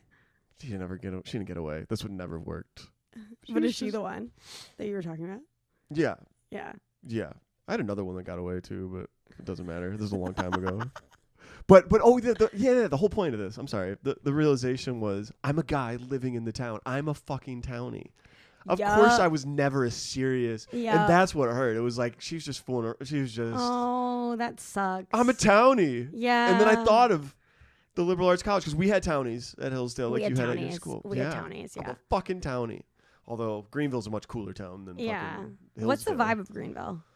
Oh, it's amazing. It's heaven. Really? I love Greenville. Would you ever go back? Yeah, of course. Yeah, I think so. But not for a while. Not for a while, no. I mean, I love it because it's red state taxes because it's like the farthest northwest you can get in the state without, like, you're almost in North Carolina almost. And it's right on the highway between Charlotte and Atlanta. Like, you run into it. And because of that, it's liberal. It's purplish, you know. Oh, I like that. It's still got, like, you know, some of that southern, you know, whatever. And it's fine. They're nice. They're fine. They're a little judgmental, but whatever. And it's kind of developing into a big city because there's a lot of big employers. Like BMW has a plant. Oh. And like it's growing like crazy. A lot of New York people are going there. I'm gonna look into it. Property's super affordable. Yeah. And is it by the water? No, but there's like the Reedy River. Is right it there. Reedy River? Fuck. How do you spell it? Reedy, Reedy River. I don't know. Yeah, I'm sure. I don't even know if that's the right name. I say I love this place. I don't even know the name of the fucking river. I don't know. But there's a waterfalls that go through it, and it's very quaint. There's tons of restaurants. They got their own, you know, minor league baseball team, and they got a performing arts center. They have a comedy club. It's an hour south of Asheville, so you can drive up there and do comedy. I love Asheville. Yeah, Asheville's incredible. Yeah, Asheville's amazing. We do comedy there 2 nights a week when we lived there. What? Yeah. So anyway, Greenville. Maybe I'll go. Yeah, you should check it out. Check it out. I see it as a place, and it's got like really good. It's cheap there, and it's got good public schools. So I've been told it's a good place to, like, you know, have kids and raise a family and shit. But you know, not for me yet. Not for you. Not for me yet. Would you want kids? Yeah. Yeah. But not for a while. How many? 2. How many do you want? 8. I don't know. It's way. I'll do whatever. I'm not a planner. I'll do whatever. Whoever. Yeah, I'll get her pregnant. Sure. Yeah, if I can. Yeah. Oh God. You never know. True. You never know. 2 kids, boy and girl. I would love 2 girls. 2 girls. Yeah, like me and my sister. Yeah. That's one toxic trait about me. I love the way I grew up. That I so you want to mimic it? Yeah, which is a little. It probably means the opposite will happen. Yeah, You'll exactly. probably have like all boys. Yeah. And like horrible divorce. No. Just kidding. The tarot card didn't say divorce, right? No. My tarot card said about my love life. Oh, this is crazy. What did and it then say? we should end because it's gonna be a million years. It's over 2 hours. Yeah. We'll end. Yeah. My tarot card said. What did it say? It said, you'll only truly ever love one person, and you've already met them. And sometimes you'll worry that they don't care about you, but they truly care about you. They're just a bad communicator. And you'll end up with them long term, but like there will be bumps in the road. Oh, wow. So I'm like, who is it? Yeah. Guys, let me know who you are. Maybe it's the non-planner dude. The fucking. Maybe. Yeah. Is Ben Callahan single? Yeah. You've met Ben. That's true. He's probably bad at communicating. I've also I'm just kidding. met a billion other. Who else? Who else is single? Who's a comedian? You? I'm single. Maybe it's you. Yeah, could be. Maybe it's. Trying to think. Maybe it's Surya. No, Surya's. Surya's. I love Surya. I love Surya. Maybe it's. I'm just naming. Yeah. Comedians. Yeah. I'm also bisexual, so it could be. You're bi? Yeah. So Shit. it could be any other. Yeah. Would you marry a woman? I mean, that's like hard. I think so. If I love them. Yeah. Yeah, I'm relatively newly bi, as of like newly out as bi, as of like April. Newly bi? Yeah. Okay. Because I was in a 4.5-year relationship with a dude. Oh wow. Yeah, okay. so like that ended last year. Yeah. So. Okay. Newly bi. I have a lot of questions, but we don't. Yeah. All right. Well. No, that's okay. This was great. Thank you. This is really fun. Yeah. Thanks for. I fucking talked a ton, but thank you for letting me talk. And this was great. I like the therapy stuff. And, of course. Yeah. Is there anything you want to shout out? Yes, we have a show coming up December 21st, Bear Hug at Caveat NYC. You can buy your tickets there. DM me for a discount code at C Lichtenstein on Instagram. If you could just tag me or something. And then your stuff, do you I know your Instagram and stuff, but do you have anything else? Do you have like a YouTube channel or like? No, I don't have it. I have nothing else. Great. That's easy. So link in the show. Notes there. Yeah. Our company Instagram you could plug. Good Potential Productions. Yes. We'll link both. So follow, that's the one that she does with Claire and the bear hug stuff. Yeah. We might change the name, but for now we're sticking with it. Yeah. Yeah. Awesome. No, cool. I like it. It's a good name. Bear hug. Yeah. Where'd it come from? Real quick. We came up with, or no, we might change the name of the Instagram, like the company Instagram, to be Bear Hug. Oh, I see. Yeah, because it's technically my production company. Yeah. But like. Yeah, you got to get that. Yeah. So I have the LLC for that, which is great. Are you going to make that your thing? Is that going to be what takes off? I don't know. But I have the LLC that exists. Like it's legal. The LLC is Good Potential Productions? Yeah. Hell yeah. Yeah. So it's all like above board. Is that what you want to? I don't know if I care that strongly about the name. Okay. But like it's good for now because now it has credits under it, like in terms of shows we've made and stuff. But Bear Hug, we might change the Instagram to that because that's like our main project right now. I gotcha. But like in theory, I'd love to do more. Yeah, I love it. Mm-hmm. Yeah, I'll have to hit you up. We're trying to start producing a show soon. Yeah, who's we? Alexis and me. Really? Yeah, there's a little restaurant down the street that this is a great area, by the way. Yeah, it's fun. Yeah, it's really cute. Yeah, but we don't know what the hell we're doing, so talk to me anytime. I might ask you. Yeah. Seriously. Yeah. All right. Well, thanks for listening. Okay, if bye, you're still guys. listening, 2 hours. Thank you for sticking through the whole thing. This was great, and thanks, Claire, for doing this. Okay, bye, guys. All right, see ya. See ya. Once that day was done, ain't got no more boats to run. Once that day was done, ain't got no boats to run. Once that day was done.